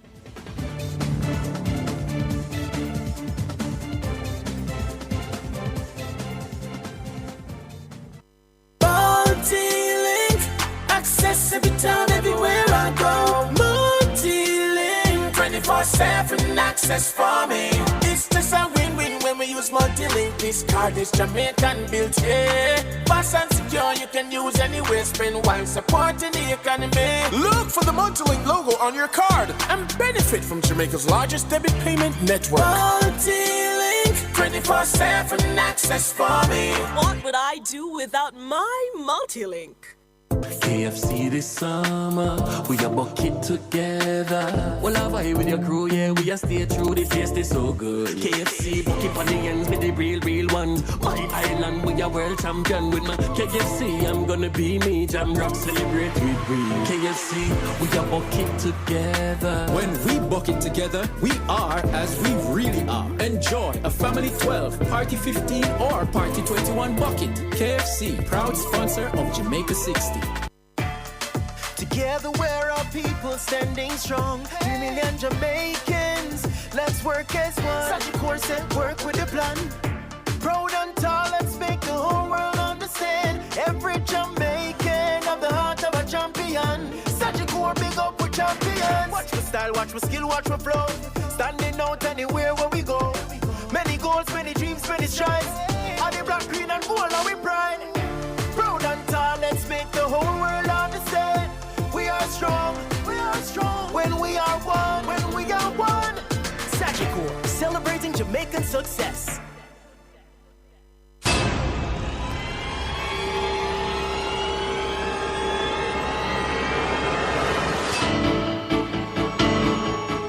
If it's in the public's interest, it's the nation's business during Nationwide at 5. The nation's business.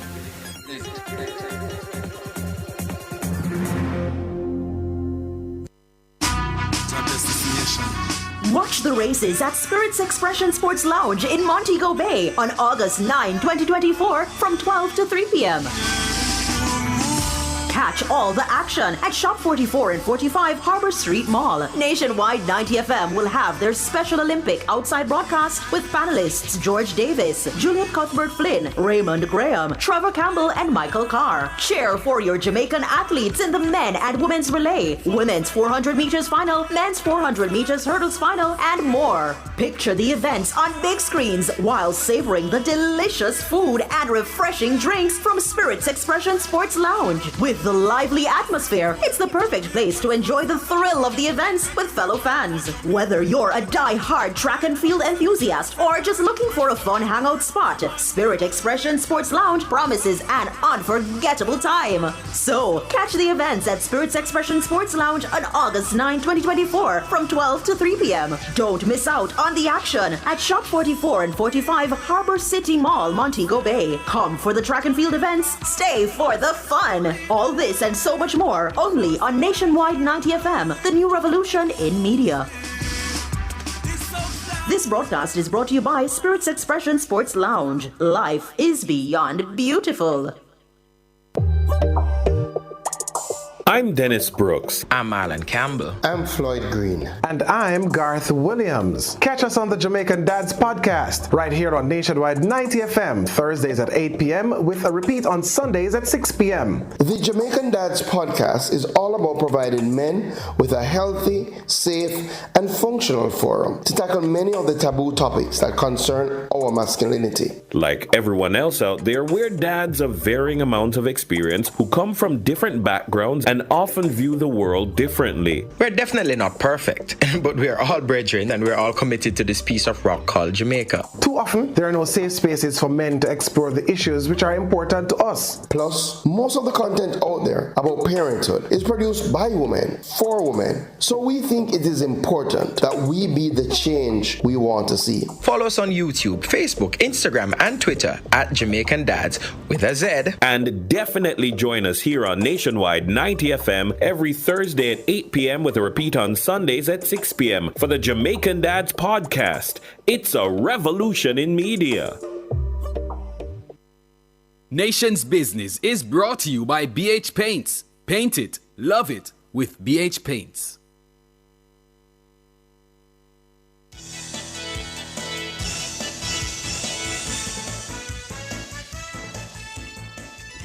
Thank you so much for staying with us here on Nationwide at 5. It's time for the Nation's Business. I'm Ricardo Brooks. And I'm Sanjay Lewis. Now, the Jamaica Public Service Company, JPS, has again pushed back its date for complete restoration of electricity across the island following the passage of Hurricane Beryl.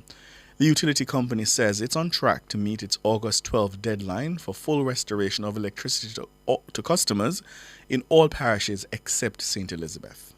JPS says it has now set a date of August 31 for restoration of service to sections of St. Elizabeth, where its distribution infrastructure was almost totally destroyed. The company was threatened by the Office of the Utilities Regulation, the OUR, that sanctions would be imposed if it failed if it fails to restore electricity to 100% of customers by August 12. The OUR says failure to comply with the directive within the time specified will render the JPS liable for enforcement action. Now, this is pursuant to Section 9 of the Office of Utilities Regulation Act. According to that section, the OUR may write to the licensee to take specified remedial action. Failure to comply is an offense which comes with a fine not exceeding $2 million. And in a statement on Thursday, the JPS new president and CEO, Hugh Grant, says the company will be embarking on a rebuilding process and not a restoration. Mr. Grant says, based on the extent of the destruction in the parish, the company's electrical infrastructure will need to be completely rebuilt. The JPS says the company is aware of the frustration of customers, but says they're doing all they can. The CEO says a team of linemen will be coming in on Thursday from the Manitoba Hydroelectric Utility in Canada to join the Caribbean Electric Utility Services Corporation, who are already providing support for the company's local teams. Well, the statement also says the company will provide further details of the specific communities in St. Elizabeth that will be impacted by the delay in the restoration of electricity. The company was also recently criticized by Prime Minister Andrew Holness for its restoration efforts. And the Prime Minister said the company's efforts up to this point has been less than satisfactory. Well, the Energy Minister, Daryl Vaz, he now joins us. Good afternoon, or good evening, I should say, Minister Vaz. Good afternoon, and I'm sure how good the afternoon is, but we're alive, so let's give thanks for that. Well, based on the announcement from the JPS, they are now indicating that they will miss yet another deadline. Your reaction to this announcement? Put it this way, nothing that I didn't expect. I am actually saddened by it because obviously of the level of suffering that will continue for those customers who have not been restored and will not be restored until the end of the month. But a lot of lessons learned, and I think that the bottom line is that I'm happy that the OUR has stepped in, as I said when I spoke at the postcard last week, Wednesday, better late than never. Mm-hmm. And the fact is that they are the ones who have the power and the authority to monitor and to make sure that JPS acts in accordance with their license. I feel hopeless and helpless as minister because as much as I have been barking since July 3rd, I really have no bite.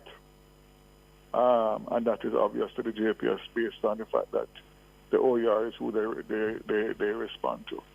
So just let me say that I heard the Prime Minister when we met recently, and he said publicly that a review of the license and legislation will have to be on in earnest because we can never put ourselves in this position again. The government of the day must have the authority and the say in relation to dictating to the JPS, the license holder, as to what it requires and what it expects.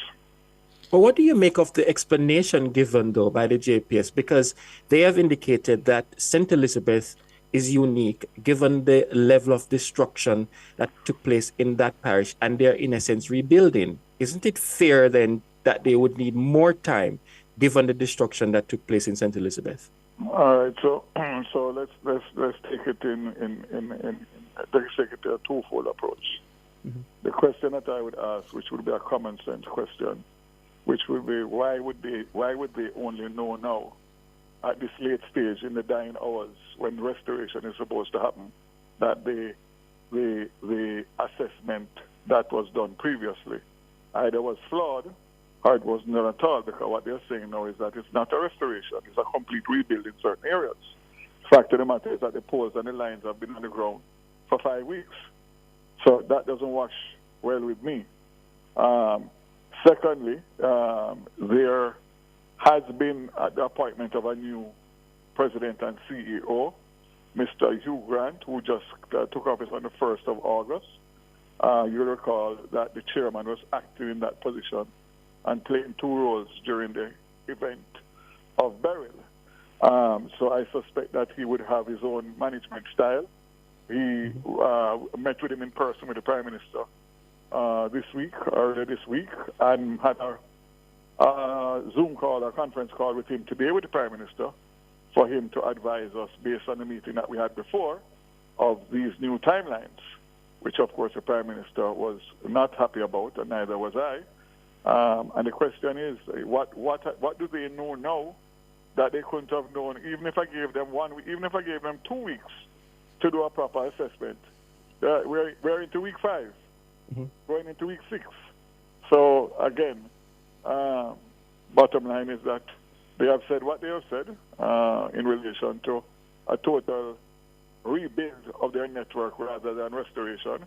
The issue must be now what communities are going to be affected and what are the timelines, because all of the communities won't come on the 31st. So there must be a schedule that is going to be developed to give the communities the timelines for their restoration so that they can make arrangements in terms of how they're going to adjust their life and livelihoods during this period.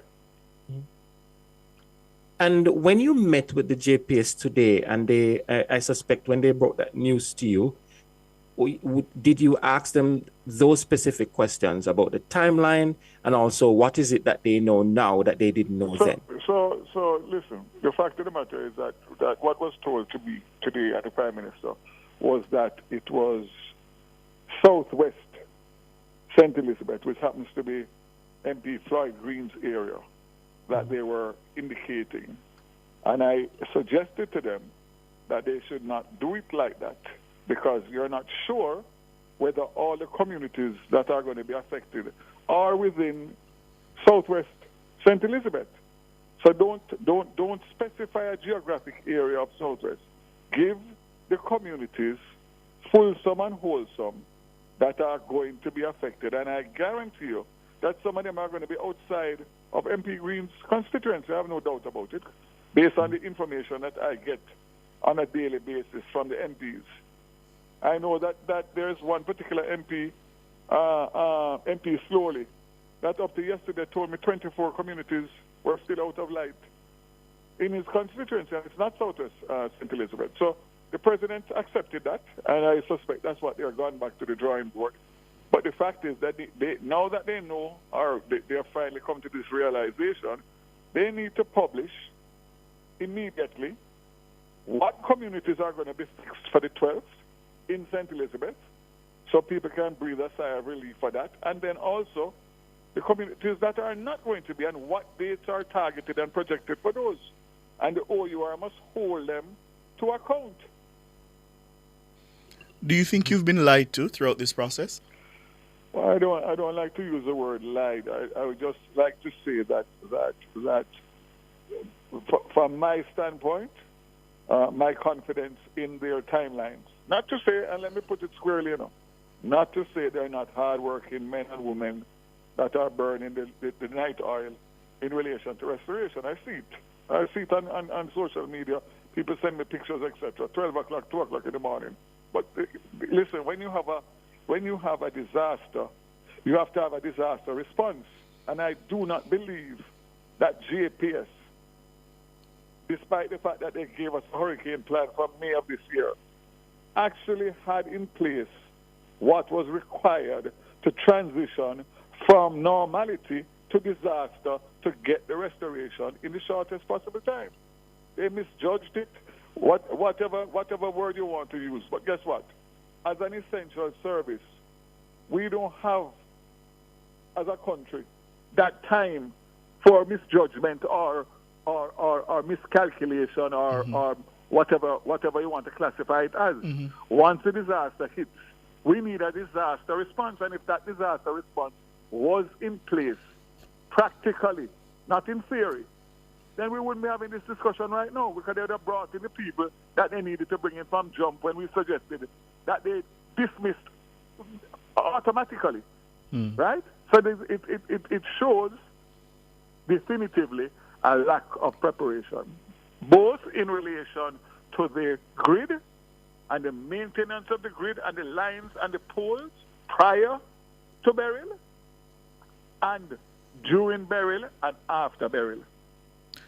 I hear the frustration in your voice, and part of what the conversation has been now is the review of the license to allow the government of the day to have a more direct say. But do you worry about what that could mean or what that could look like, especially in a politically tribal society where we'd have a government or a government minister issuing directives to essentially a private company? Do you worry about what that would mean?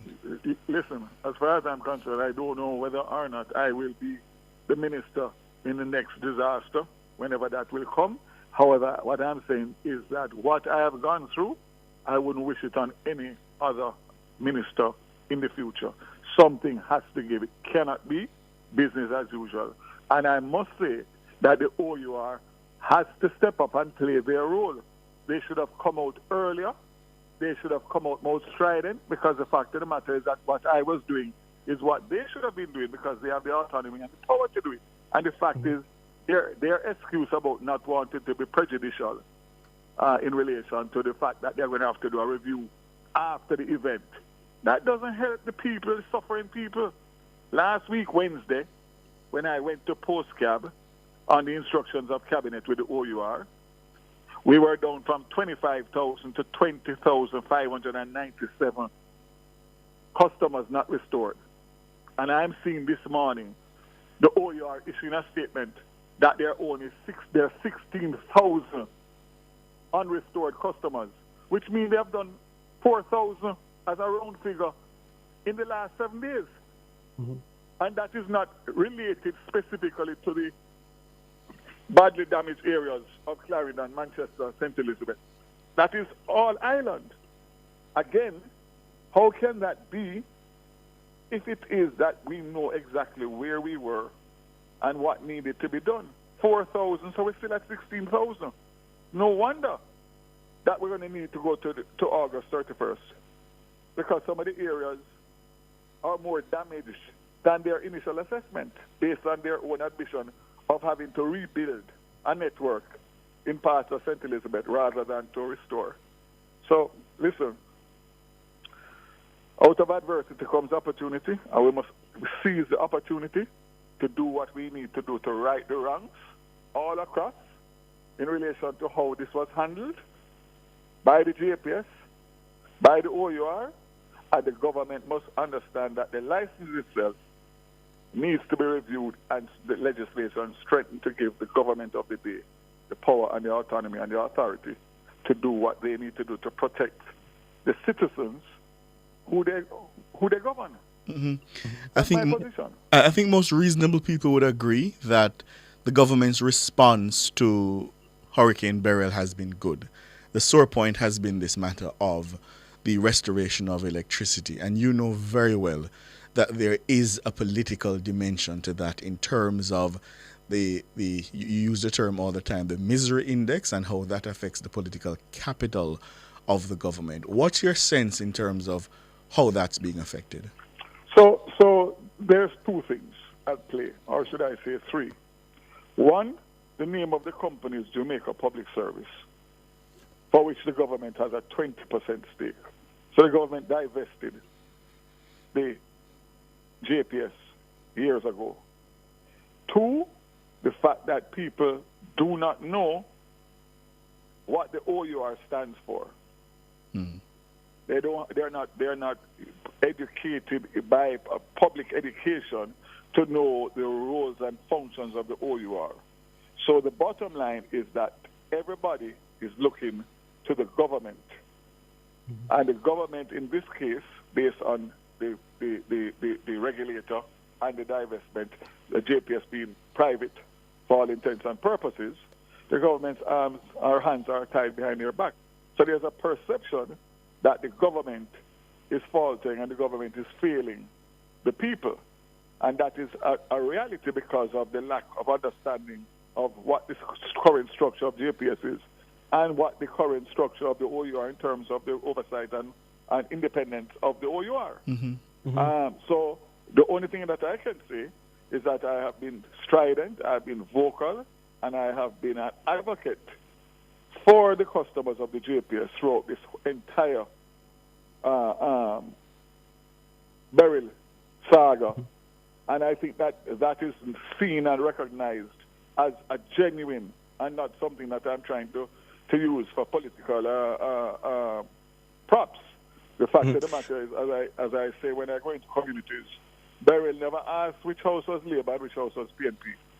It blowed out everything and mashed up everything. So guess what?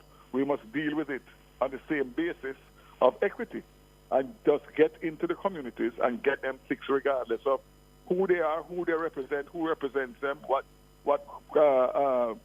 party they support. That's of no significance to me.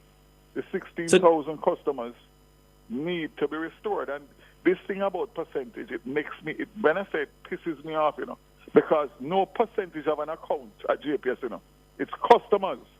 Mm-hmm. So 97.5% or 94% restoration means nothing to me. Only percentage that means anything to me is 100%. And the 16,000 people are suffering, as was all the thousands of people that have been restored for more than was necessary in my estimation. More time than was necessary if we were properly prepared and executed a disaster plan. So you're of the belief then, Minister, that come, I should say, August 13, when the JPS misses the August 12 deadline, you're in full support of the OUR moving to put sanctions against the JPS for missing the deadline? When you look at what the sanctions are, yes, in relation to the overall cost to the customers, to the economy, to everybody, I wouldn't even equate it as a slap on the wrist. 2 million Jamaican dollars as a fine is minimal. It is, as a matter of fact, it's negligent. But isn't that part of your problem? That they really have nothing to fear, the JPS? Because they can miss this deadline and pay $2 million with their eyes closed. So what's the rush? Well, put it this way, obviously they must realize the pressure that they are under in terms of their reputation, etc. And I'm sure that they are not considering that the fact that they can get away with a $2 million fine is going to make them any more delay any further than where we are. But Minister, if it's a concern of reputation, you've been on this since July 4, right? And we're now at August 8, and you're not seeing the urgency that you've been asking for from July 4. So it would appear to me that the reputational concern is not at the fore of their minds. Well, and majority of the Jamaican people need the JPS anyways. What are we going to do if not with the JPS? I am someone that is reasonable and rational. The new president, I've had 2 conversations with him, one in person and one on the phone today with the Prime Minister. And he is very unequivocal in relation to his commitments.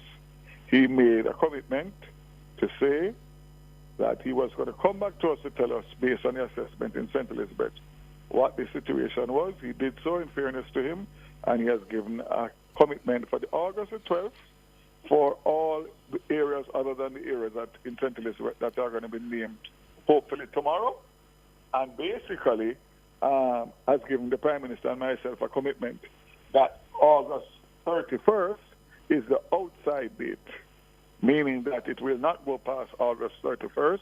It may be even brought forward, but he prefers to be conservative.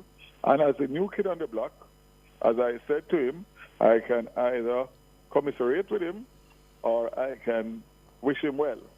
So in this case, I'm wishing him well and hoping that his hands on the steering wheel will deliver as has been committed by him. So I can't really hold him for missed deadlines before. He came in on the 1st of August. He has come off. He reached out to me immediately. We had a meeting with the Prime Minister. And basically, we had another meeting today. So all I'm saying is that I am deeply disappointed. Mortally hurt in relation to the suffering and pain for the extended period from the 12th of August to the 31st. But as I said before, despite the fact that I don't have the regulatory authority, I'm going to be on it until every single solitary customer of the JPS is restored, and not restored partially, with low voltage and frequent blackouts, etc., etc. And I can assure the people of Jamaica that this is a learning lesson, and we are going to do what we have to do to make sure that we do not have a situation like this again. In the interim, what can we do to help the people of St. Elizabeth in particular? I know there was a point where you had, I think it was solar lamps, if I recall correctly, and I think you were making those available. Can that be used in the interim? So we have distributed solar lights prior to the hurricane season. There has been a commitment by the JPS, which I suspect they will speak to in their press conference in relation to schools, that the return of electricity for schools, for back to school, which is upon us. and also to see what other situations we can deal with for those areas that do not and will not have light until the 31st in terms of generators for the water pumps and whatever else we can do based on from government, NGOs, and once we have the communities and the list of the communities, we can make a more targeted approach to the interventions that can be made to soften the horrific conditions of being without light for 2 months. Mm-hmm. And as it relates to Digicel and Flow, have you received reports from them that all customers have been restored? Digicel and Flow are basically hindered by the lack of restoration of electricity to their cell sites. Bottom line is that they are using generators. Logistically, it's a challenge to refuel, etc. But the improvement by Flow and Digicel is significant, and I suspect that the areas that are going to be brought on by the 12th will take care of all of them outside of the areas that are going to be protracted into the 31st. So the customers of Flow and Digicel would have seen improved service, and we'll see that further as a result of the fact that the 12th is a deadline for electricity to all the affected areas outside of the new list that is going to be published. And once we get that list, I'll be able to review that to see how that affects NWC pumps and Digicel sites, schools, health centers, police stations, and we'll do a targeted approach to see how we can assist in the interim to ease the conditions in those areas. Daryl Vaz, keep fighting the good fight, sir. But let me tell you, I haven't gotten any vacation for the independence. So in September, I'll take it when everything is settled. But trust me, it's horrific. The only thing I can say, I can't imagine. We are in Kingston, and all the other areas are normal. Just think about those areas that have not had light for 5 weeks, and some of them no light and water, a double whammy. I mean, unbelievable. Yeah. The spirit of Jamaica continues. Independence, emancipation. Let's keep the fight on. Daryl Vaz is the Minister of Science, Energy, Telecommunications and Transport. He's had a hellish month, eh? Yeah, man. Yep. We'll take the break and come back with more. Nation's Business was brought to you by BH Paints. Paint it, love it with BH Paints.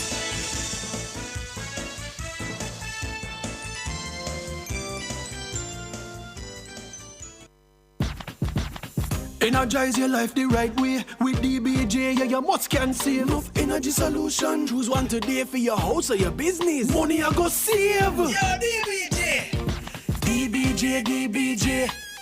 Energize your life the right way. The Development Bank of Jamaica Limited is here to help you with the purchase and installation of renewable energy systems to help you save on your energy bill. Contact your business banker or bank today. Energize your business or home the right way with DBJ Energy Loan.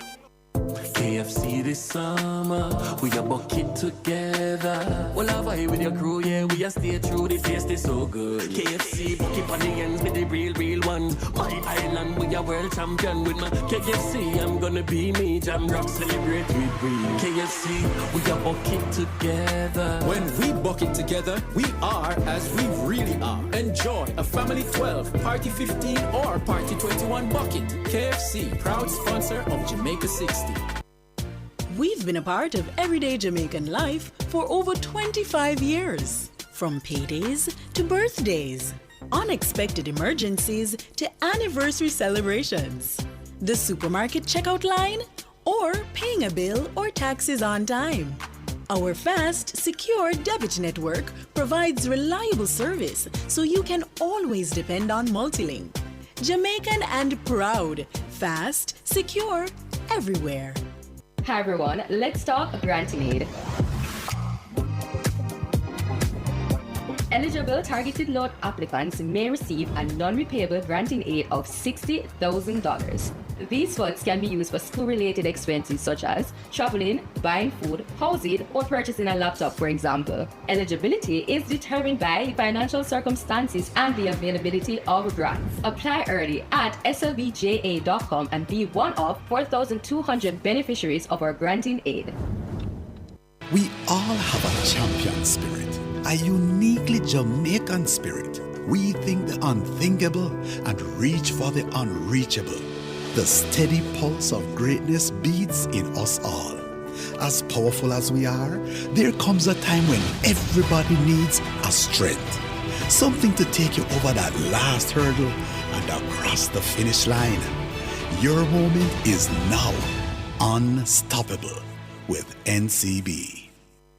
Whether you're overseas or in Jamaica, everybody wants their little piece of yard. Well, that's where a JMMB bank mortgage comes in. With JMMB, you'll get more support, more incentives, more benefits, more coverage with the JMMB insurance brokers. And also, we give you more time to repay. Your JMMB mortgage expert will answer all of your questions and guide you through every step along the journey. You're not alone with JMMB. Contact us at info@jmmb.com and learn how you can get more than just a mortgage.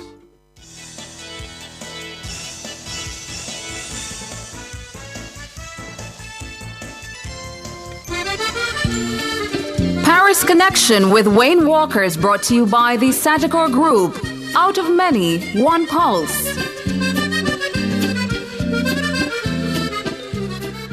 It's that time of the evening when we head on over to Paris for Paris Connections with Wayne Walker. Now, Jamaica picked up its sixth medal in the Paris Olympics when hurdler Rashid Broadbell ran a season's best 13.09 seconds to finish third in the men's 110-meter hurdles. Jamaica now has 1 gold, 3 silver, and 2 bronze. The other two Jamaicans, Orlando Bennett and Hansel Parchment, finished 7th and 8th respectively. The event was won by American Grant Holloway in 12.99 seconds, with his countryman Daniel Roberts second in 13.09 seconds. Meanwhile, national women's shot put champion Danielle Thomas Dodd is expressing her frustration at not having her coach with her throughout her time at the Paris Olympics. Thomas Dodd booked her spot on Jamaica's team to the Summer Games after winning the national championships with a season's best throw of 19.32 meters.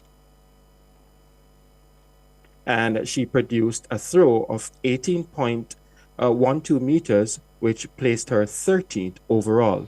Speaking during an interview with Sportsmax on Thursday, Thomas Dodd accused the Jamaica Olympic Association, the JOA, and the Jamaica Athletics Administrative Association, the J3As, of not sufficiently supporting field events athletes.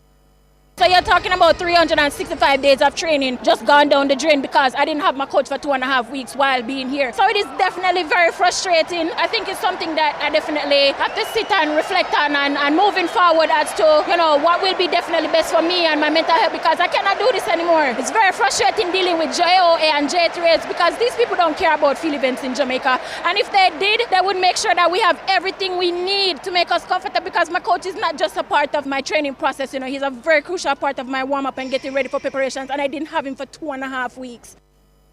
Daniel Thomas Dodd there, the Jamaican shot putter. Well, speaking with Nationwide's sports editor Wayne Walker, the JOA president Christopher Samuda says it's unfair for Thomas Dodd to have said such things when she has personally benefited from support. I can quite understand why Danielle is a bit disappointed. It's twice now that she has not made the final, so I can understand the emotionalism around it. But we have to understand the facts, and Danielle is in fact aware of the facts. And let me start with her personally. Danielle has been the beneficiary of an Olympic Solidarity Scholarship for 4 years now, and that is by virtue of the JOA supporting her. So it doesn't lie in her mouth to say that the JOA has not supported her personally. So it is very unfortunate that Danielle, knowing the facts, would have created an impression that the Jamaica Olympic Association is not helping our throwers. And the intent of that scholarship is to help her in coaching, help her in her daily expenses, help her to get to certain training facilities as well as competition facilities. Christopher Samuda. Mr. Samuda says the JOA is not directly involved in the decision-making process of accreditation for coaches. He says the support given to athletes is more than sufficient, and he's encouraging Thomas Dodd to recant her statements. Wayne Walker, our sports editor, the man in Paris, he joins us now. Good morning, Wayne. Good morning, good morning, good morning. All right, before we get to the controversy surrounding Mrs. Thomas Dodd's comments, let's focus on the bronze medal from Rashid Broadbell. Your reaction to that medal and that race overall? It wasn't surprising. Rashid has been, despite the fact that Ansa Parchment, was the Olympic champion, Rashid has been Jamaica's most consistent 110-meter hurdler for the better part of the last 18 months, going to 2 years.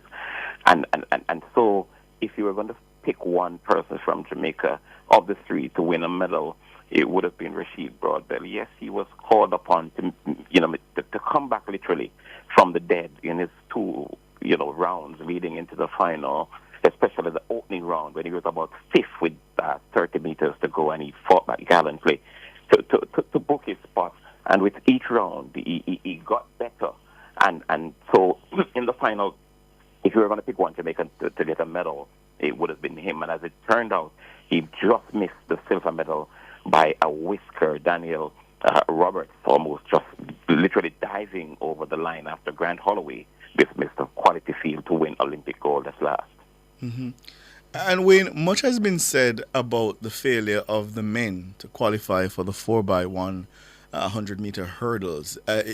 Any thoughts on that, and what could have led to that, what I'm going to call a foul-up? To go again, the failure of the men to qualify for what? The 4x100 meters.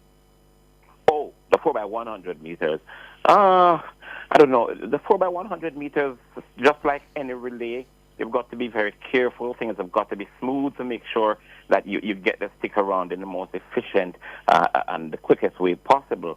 And what was reflected in our performance yesterday was the lack, one, of proper relay training, and the fact that the people, especially in the middle passage of the race, didn't quite know themselves. And I'm at pains to point out that speed is just one part of a relay, and it could be argued that the most important part is the smooth exchange of the baton, because that's what you want to do. If you come around without the baton in your hand, then it makes no sense. You have to make sure you get it around, and the best way to do that is to practice, to make sure that you understand your teammate.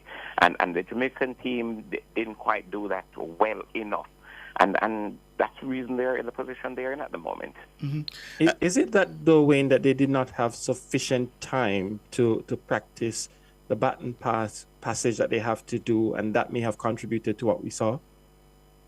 That, in addition to the fact that we didn't have our best team, Oblique Seville was picked up an injury in the men's 100 meters final and decided to take it easy. Yeah, he would have made a difference. He's been running with this team for a while. Kishane came on and anchored the team, so it wouldn't have been a problem. He didn't have to touch the baton twice because he's the anchor. And that's one of the things. I don't know if you guys remember in 2008 in Beijing when Sharon was passing the baton to Karen Stewart or Karen to Sharon, one of the two, but they were involved in the third leg, and one was a right-hander, the next was collecting with the left. That require training, proper training, and they did train. But the dynamic of having to get it right in training is very, very, very, very, very crucial. Take, for instance, look at the U.S. team this year. They ran their best team in the first round. Normally, teams don't do that. They run a good enough team to get into the final, and then they bring in people. I don't expect the U.S. team to bring in anybody on the relay team that they have, because they've been practicing, they're comfortable with each other, so they could put them to run 10 legs if you want them to run the 10 legs, because they're comfortable with each other. They have practiced enough. When they came here in Paris, they were practicing, and all 4 U.S. relay teams have done the same, and that is why they have been so efficient. It's not by mistake, and it's not because they're faster. China beat Jamaica yeah, in the 4x1 for women. And if you take the 4 Chinese ladies and put them in a race with the 4 Jamaicans, all 8 in a race, Jamaica would take the top 4 places. Mm-hmm. So they're faster. But are they more efficient with getting the stick around? Not necessarily. And that is why it requires, proper training. Yeah. This controversy now with Daniel Thomas Dodd, the urging from the JOA president that she recant the comments, especially in light of the kind of support that she's personally benefited from. The online conversation, as you can imagine, Wayne, has been intense. People getting into different camps in terms of whether they support her comments or are opposed to them, and whether they believe that the JOA and the J3As need to do better. What are you picking up, and I'm interested in particular, from the athletes in terms of a reaction to her comments, if any? Well, there are 2 things. She spoke about support, lack of support from the 2 organizations, and she also spoke about, not having her coach in the camp. Let's deal with the coach first. Every athlete would want their coach in the camp. It's not possible that every athlete get it.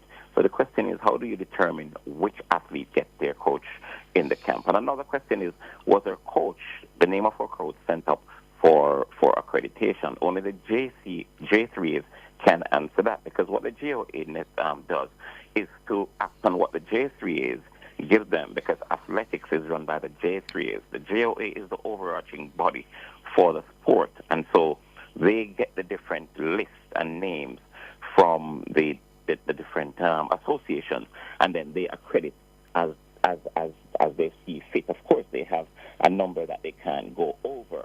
So how do you determine who gets their coach in? And the J3s will have to start that process. It's not possible that everyone gets their thing in. But I think what Daniel is saying is that other people have theirs. Why can't she get it? And this big question comes in. How does the J3 decide who or which athlete? Is it seniority? Is it status on the global stage? Mm-hmm. I don't know what it is. And so that is something for the J3s to deal with, not the JOA. Mm-hmm. The whole question of support, I spoke with the JOA president today, and he outlined the Olympic Solidarity Program. So the International Olympic Committee makes money available to the member federation to assist with athletes, right across the board in their preparation for Olympic Games. And what the JOA basically was doing was to put out there that they have supported her. So the claim of not supporting throwers and field events athletes, I think that's what they're trying to dismiss, that it is not true, because she and others in the field events and throwing in more particular have benefited over the years from it. And I was pushing Mr. Samuda to say whether it is 15 million or not, because we heard 15, and we heard it from a very good source. Mm-hmm. That's what she got over the period of the Olympic cycle that she was assisted. And so, it's up to her now to come and either refute or say, she wasn't forthcoming with the whole thing. But the JOA, that's what they sought to do today, to outline that she had been supported. Any word as to whether she may recant the comments? I don't know if she's going to recant the comment or not. I don't know. It's difficult to say whether she would or not. She will or not. Mm-hmm. And what about the other athletes? Have you been able to get any comments from them regarding the statements made by Thomas Dodd? Athletes at Olympics and World Championship, in the throw of the championship, wouldn't necessarily, touch on topics like those unless it affect them, meaning they're at the center of it. So yes, a lot might have a similar concern and just not want to say. Danielle, I'm sure, wouldn't have said it had she got through to the next round. I think it was raw emotion at the time when she said it, and yes, so I'm sure there are other athletes. With Lamar Diston, the high jumper, the women's high jumper, she didn't get through to get to the final, and then she did just like Danielle did, say she has not been supported and she wanted her coach and so on and so forth. So yes, of course, athletes have the similar complaints similar to that of Daniel Thomas Dodd, but they wouldn't necessarily come out and say it. I mean, situations like what happened to Lamar and Daniel Thomas Dodd could force them to say it, but generally they don't. You mentioned just now, Wayne, that the comments probably inspired by raw emotion. I was struck earlier when coach and sports analyst Michael Carr, he said that the comments were tantamount to that of a spoiled child. And I thought that's a little bit rough. How do you see it? Yeah, I don't think it's a spoiled child. But you see, having your personal coach with you all year round, it's almost like a bond. You strike with them. They know you inside out. They sometimes even know how and what you're thinking. And so when an athlete calls for a coach, a personal coach, to be around them, it's only a fellow athlete could understand. And Michael is a coach himself, and one that I respect highly, and I respect his views and so on. But yeah, I think it's a stretch to say a spoiled child, because he doesn't know how important in this particular case this coach is, and I think it's her husband as well. I mean, she didn't say it, but I'm almost certain it's her husband. I stand corrected. Okay. Tomorrow, Friday, August 9. Tomorrow. August 9. It's already Friday for you. Anything on the schedule that you're looking at in particular, and that you'd want Jamaicans to pay attention to? Yeah, one of the big things is the reallocation of medals.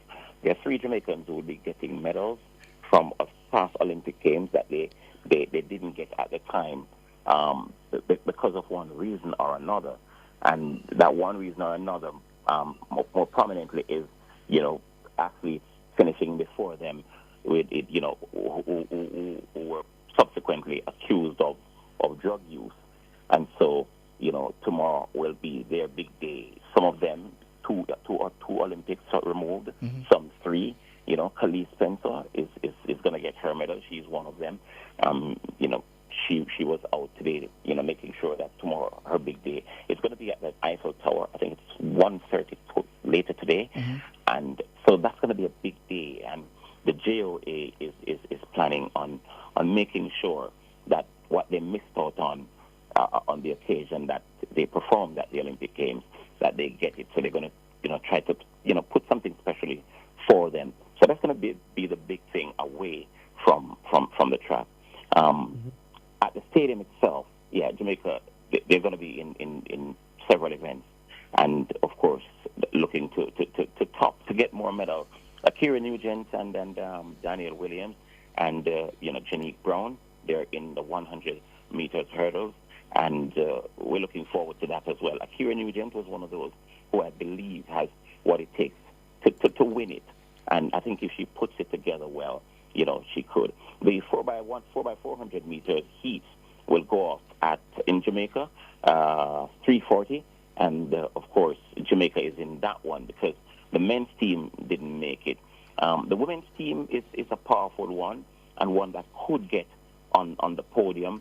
I'm not sure how fit is Nikisha Price after she told us she was not feeling well in that semi-final of the 400 meters. Jamaica is in heat 2 of the 4x400 meters, and will be running out of lane number 9. So that's one to look forward to on the day. And let's hope that the baton change is still important, but not, the sort of importance that you'll place with a sprint relay, because it's very fast.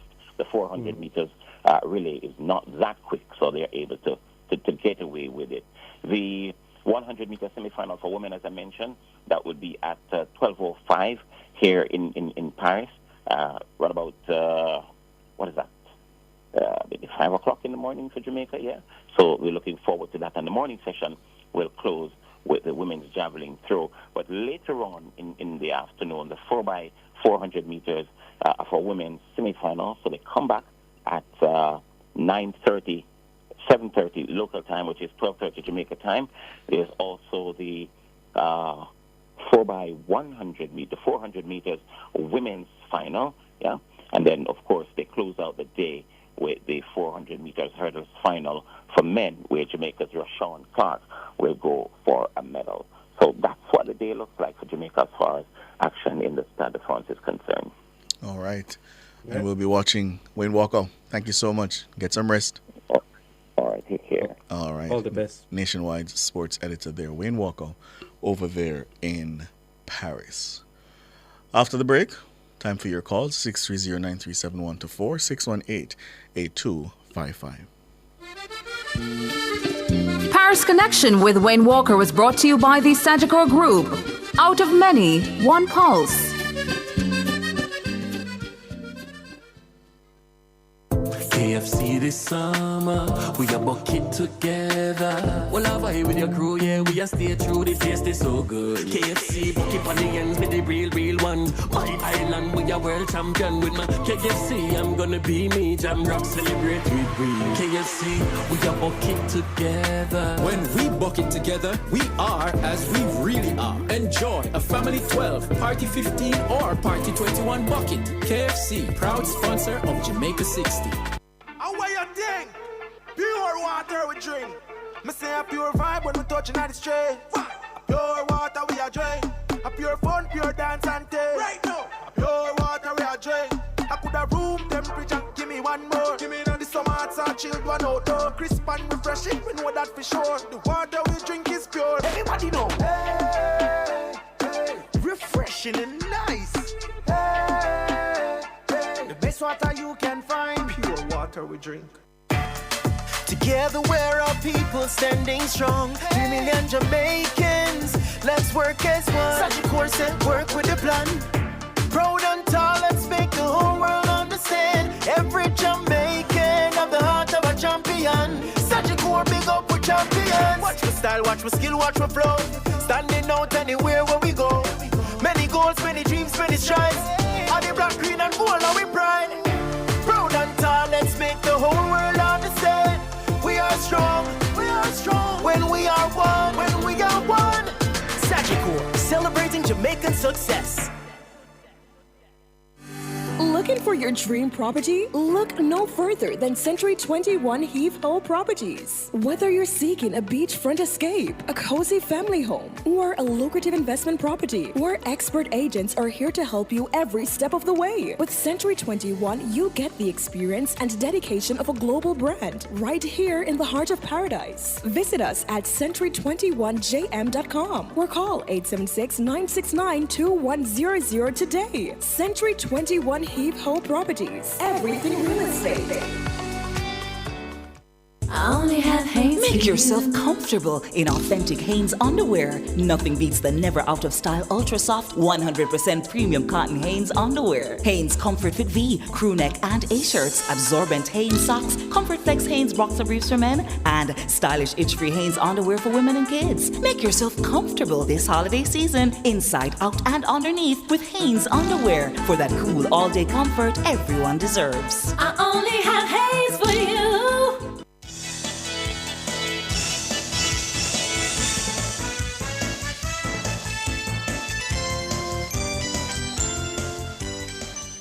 Thank you so much for staying with us here on Nationwide at 5 on the final lap now, and we're taking your call 630-9371 8255. Bobby?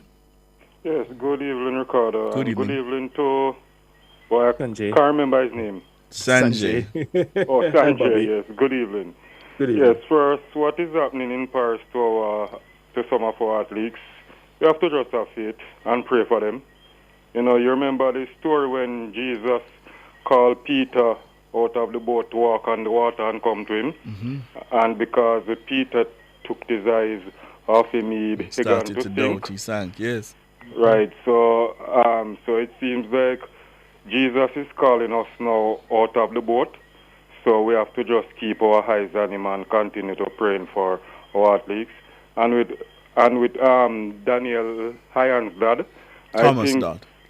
Thomas Dodd, right. I think somebody need to reach out to her more and find out what is the root of the problem, you know, instead of, I don't want anybody to really discriminate her and say that the comments was, you know, just reach out to her and find out the root of the problem, why she make those comments and so on. Because, you know, as a nation, we have to have tolerance, you know, especially with our athletes who are representing us on the international stage. Yes, I heard the conversation with you and Minister Darrell Vaz pertaining to JPS. Boy, you know, I am so disappointed in JPS though. Well, I haven't been affected by neither the light nor the water. But make I tell you something. JPS, I am telling you straight up, I'm so disappointed in you. You are going to miss another deadline again. That is unacceptable, right? And for those people, I can imagine those people who are without electricity for so long. The pain and disaster they have been meeting out, man. I think even the OUR coming out at this point and making that statement, I am urging the Honest administration, when they review the JPS license, I want them to take away certain responsibility from the OUR and put those responsibilities in the hands of the political directorate.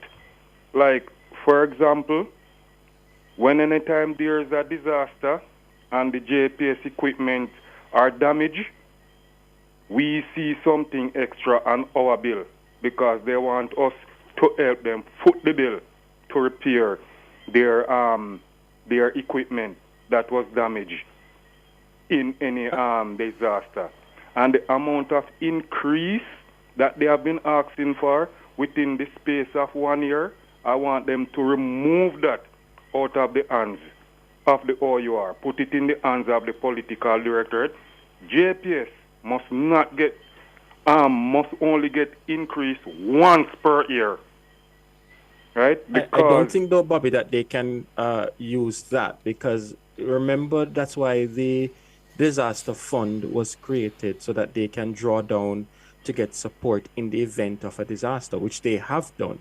So I don't think we will ever see what we would have had in the past, where we, the consumers, had to help the JPS in a sense to get funds to pay back for whatever restoration that they had to do. So I don't think we'll see that happening again. Okay, well, the fact is, well, I hope not, because trust me, because I can tell you, gentlemen, since the disaster, my light bill jumped to a record high, and it's because I don't have no time to go to the OUR now, because I don't know if JPS believe that I have shares in BOJ, or them feel say I am Jamaica only trillionaire. I don't think so, right? So, and finally, I just want to say kudos to Prime Minister Andrew Holness. I've been seeing him a lot on social media, handing out houses to people who cannot afford it. You know, I have seen a lot of people living some terrible shock. And when the Prime Minister visited their homes and see that he provided them with brand new homes, seeing him cutting the ribbon there with them, and so on. So I must say to him, you know, keep up the good work and continue to look out for those people who are less vulnerable and let them see the bright light of prosperity. All okay, right. Then. Thanks, Thank you, Bobby. and God bless you. Thank you, Bobby. 630-9371-24 Dwayne, good evening. Good evening, sir. How are you? Not as good as you. I guarantee you're better than me. What's on your mind? No, sir, I don't think so. You look happy, and you sound happy. And I see you, and you look happy. And you sound happy. And I don't think that can be wrong at all. What's on your mind, Dwayne? Anyway, what Bobby was saying about GPS, I think I agree. But when I heard where they reached and the deadline that was given to them on the 12th, I didn't see them reaching that deadline at all. I didn't see it. I based on where they reach and over stop and go, I never believe that they would have reached that target. I never believe that. Right? Things go so slow, as far as I see. Do you think this new target now is more realistic? Yes, the target is more realistic. I think they should have put it to the end of the month and done. You know, and they should have just put it there and done. Because I don't see that realistic at all. And I know it's not easy as people look at it still. Not taking up for them, but I don't think it is easy as you look at it. because a lot of work is to be done. All right. I think that what they need to do now is that whatever they need to do is that they must have an emergency plan so that when things happen, they can be able to, quickly do what they're doing. But they did say that they had a plan in place. They said they had a plan in place? Yes. Okay. Well, it seems to be like that was working. It's not working. This morning I called about a road right in front of on Camp Road here. Right beside King's Alarm. This evening I was coming up, it just to me getting worse and worse and worse, and it's running right across the road. When you reach there, you have to go down to almost zero to go down in the pothole, run across the road, and then the stoplight keep on coming on while you're there. I think that they need to get to that road very quickly. Too much traffic pass through that here in the morning and in the evenings for that road to be like what it is. So I don't know if you could get to the people who are responsible for that, because from the hurricane that Peter Road is there and nothing is done, and that road. And you're saying is that South Camp right across from where King Alarm is? Right. What happened is that the road was damaged during the time of the hurricane, so it dug out a trench right across the road. Mm-hmm. So after about 2 days after they came there and dig it out and put some marl in there, so that now the marl coming out, periodically, and then now it is getting deeper and deeper. So when you go there now, you have to go down into a hole, out of the hole back onto the road, and it's go right across the road from one end to the other, so it control all the roads. Some part is deeper than some.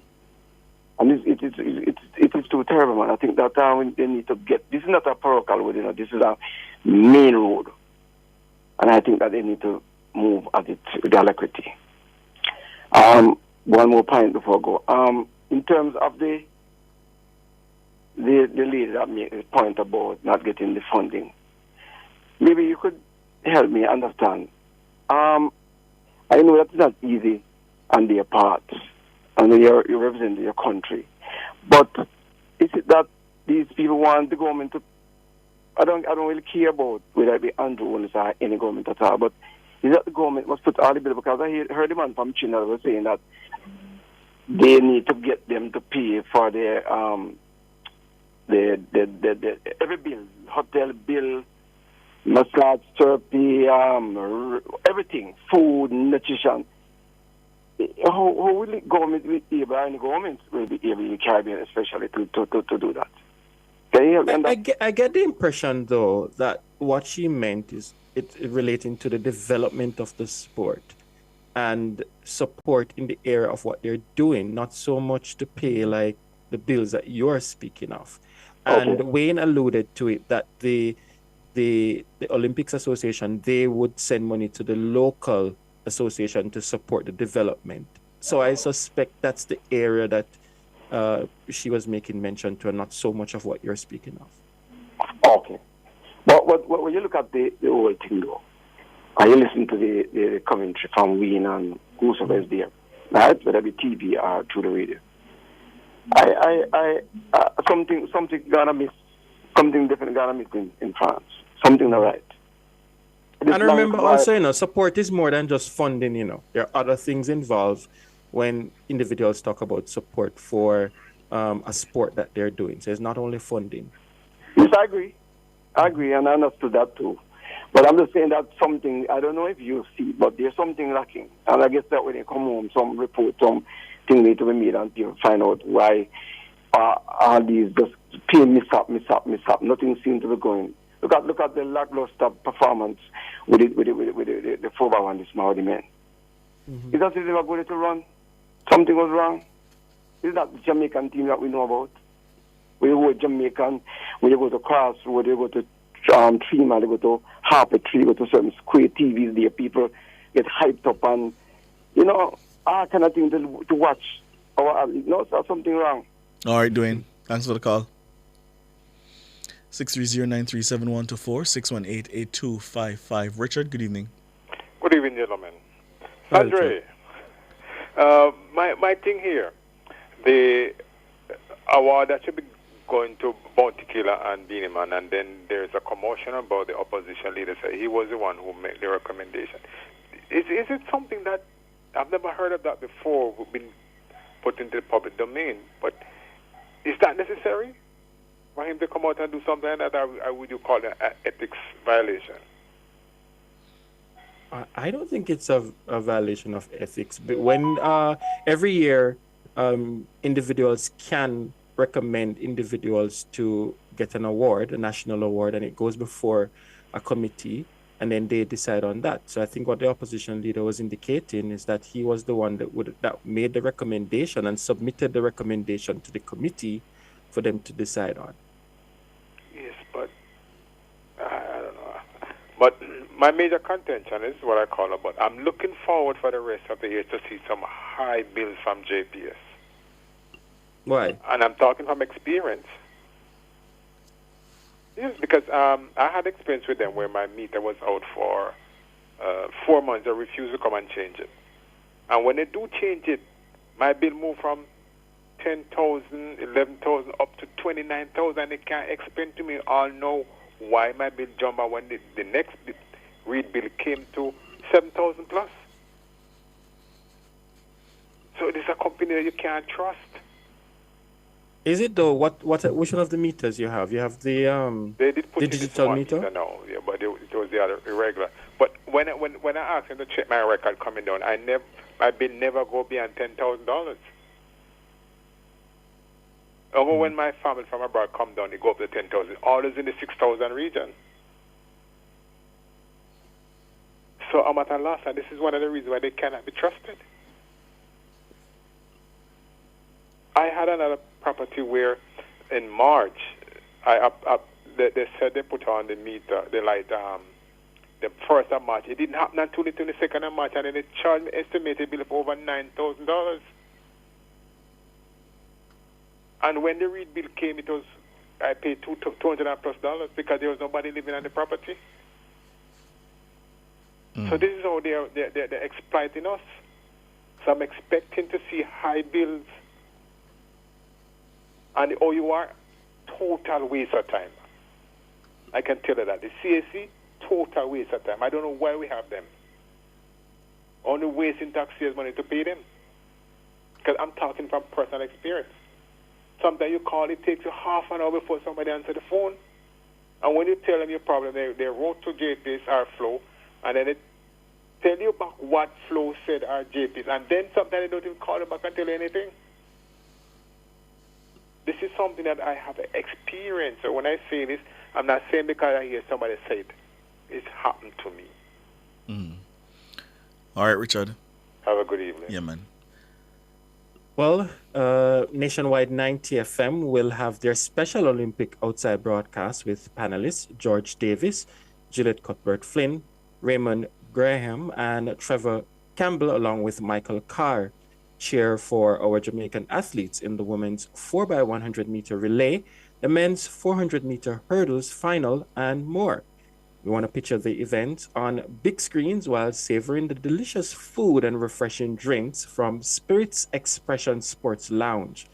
With the lively atmosphere, it's the perfect place to enjoy the thrill of the events with fellow fans. So whether you're a diehard track and field enthusiast or just looking for a fun hangout spot, you're going to go to Spirits Expression Sports Lounge, and it promises an unforgettable time. So Spirits Expression Sports Lounge in Harbor City Mall, and that's in Montego Bay. And it's going to be this Friday, August 9, 2024, from 12 to 3 p.m. That's where you will catch all the action. East Central, good evening.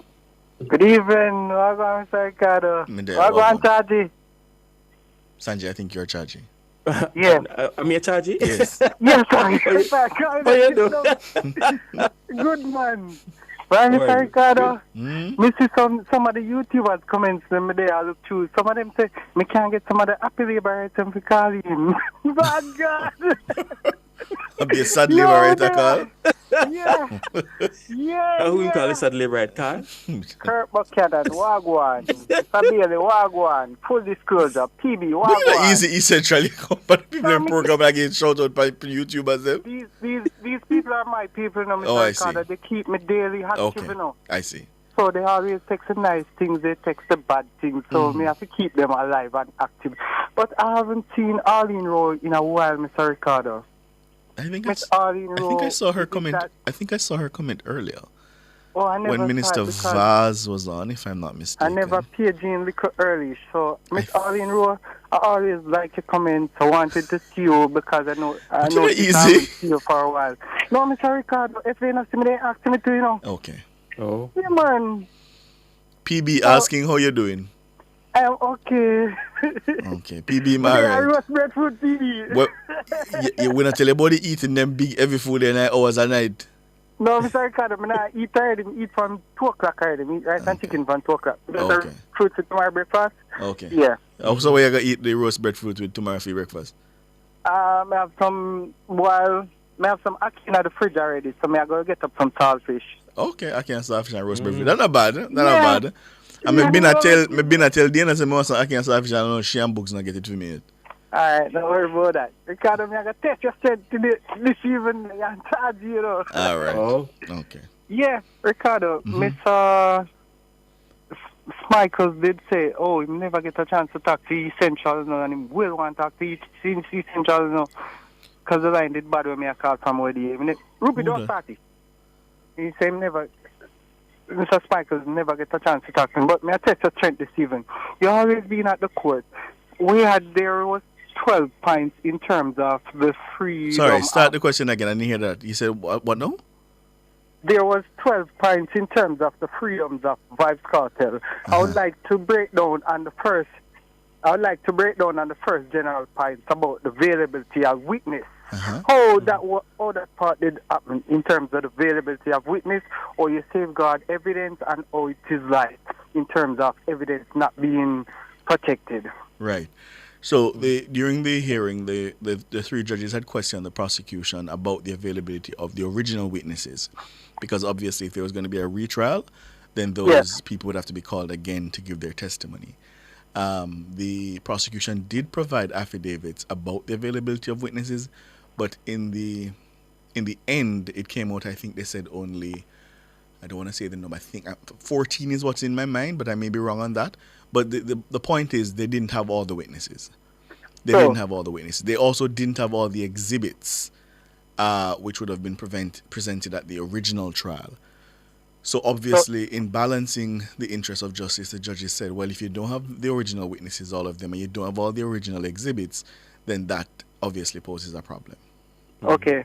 So I am now looking at Chapter 3 in terms of the liberty right. No person shall deprive of his liberty except under some 13 circumstances that sets out in Chapter 3. Is that one of the circumstances that sets out in Chapter 3 where if it is that the evidence isn't available or normal prosecution... What were you reading from just now? The charter? No, I just memorized things from actual... Yeah. Mm-hmm. No person shall deprive of his liberty except in Chapter 3, some 13 circumstances. Right. And the circumstances are laid down. But I am now looking at something. Mr. Ricardo, I'm the power farm stand up and talk to you. I'm not looking for no actual documents right now. In terms of the prosecutor, I would say if the evidence isn't clear enough, the benefit of the doubt given to the accused. Do you believe that was one of the moments when the benefit of the doubt given to the accused? Is it if the judges gave him the benefit of the doubt?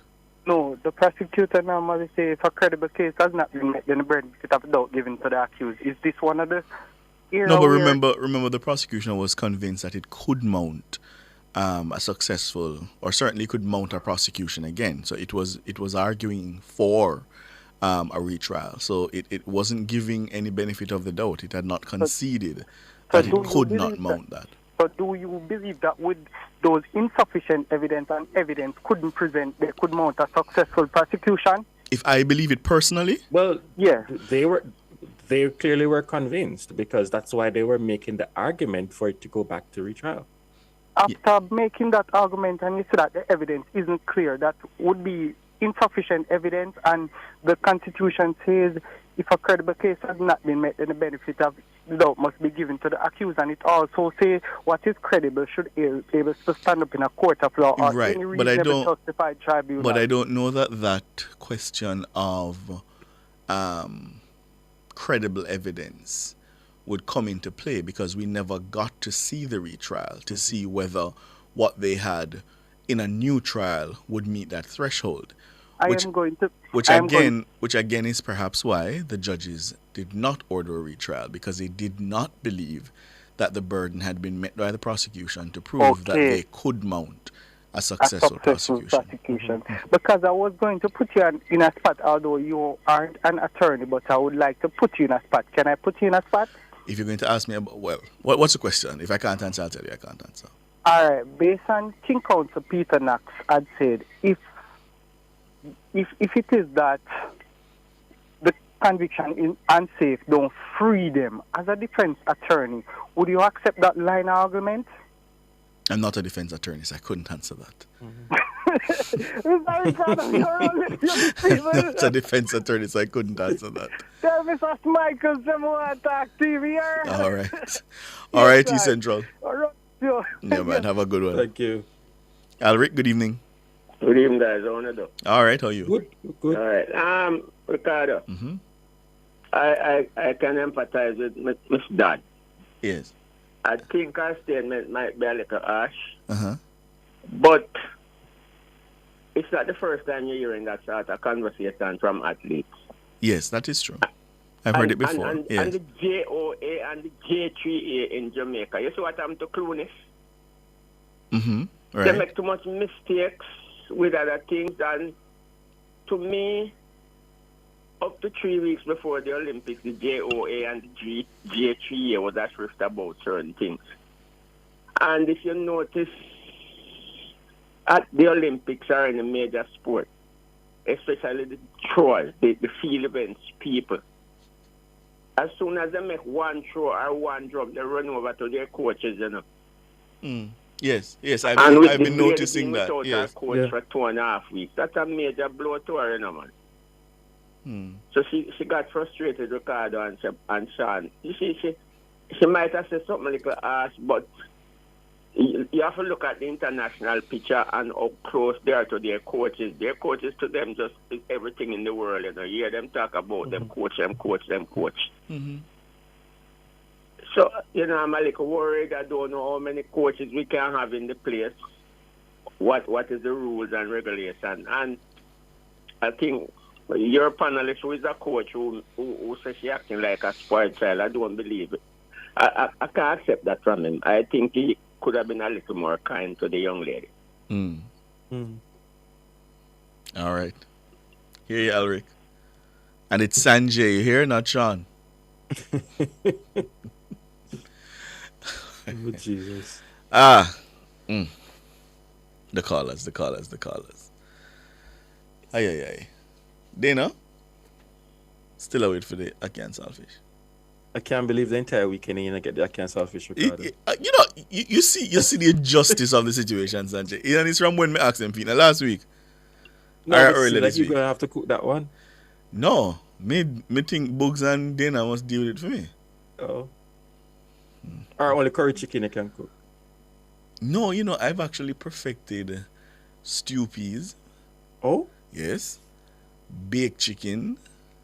Because listeners, from I know Ricardo, the only thing Ricardo can cook is curry chicken. It's true. That's it. And it's because I liked curry chicken so much, I decided I had to learn how to cook that well. But no, I can't go on other things, man. Can't go on other things. If you can cook stew peas, it means, yeah? Right. You know little things. So Dana is on about, I'd cook some oxtail one time, Sanjay. And the gravy did kind of long. But I did my first time I cook it. The gravy kind of, and she had to me about, oh, my gravy long. But that's how you learn. Trial and error. The gravy did long, but the oxtail was still fall off the bone. Okay. Oh. Bad mind will never prosper. Never, ever, ever.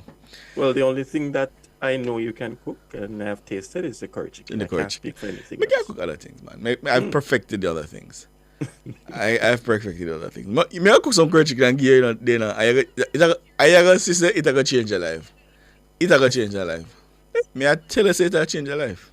Someone is asking if the Broadcasting Commission they have any rules against lying on public radio, and I suspect they're speaking directly to you. That sounds like Kenyatta Powell. Oh yes. But let me tell you something, Kenyatta. Let me tell you something. Anyway, that's all the time we have this evening. What am I saying for oxtail soup? It wasn't oxtail soup. The gravy was just a little. Long water. The gravy was just a little lengthy. That's all. Just a little lengthy. Long water. Yeah. PB says she's gonna teach me how to correct the long gravy. Thank you, PB. You see, this is what constructive. Yes, thank you. Yeah. I'm not cook long water, PB. Yeah, I mean, you see. Well, anyway, mega. Me sure no. I cook the curry chicken. Me sure no. No, Dana Davy, you tasted the curry chicken, right? Yes. All yes. right. I'll give that to you. The bangle. Yeah. Dana Davy, thank you, ma'am. Andrew Glenn Anderson, our pilot, thank you, sir. Cara Powell, thank you. My colleagues in the newsroom, the best in the business, thank you so much. Can I tell the people them thanks, Sanjay? Thank you, and I must say special thanks also to those in our YouTube chat, the active community going on over there. Thank you so much. My name is Sanjay Lewis. And I'm Ricardo Brooks. Good evening.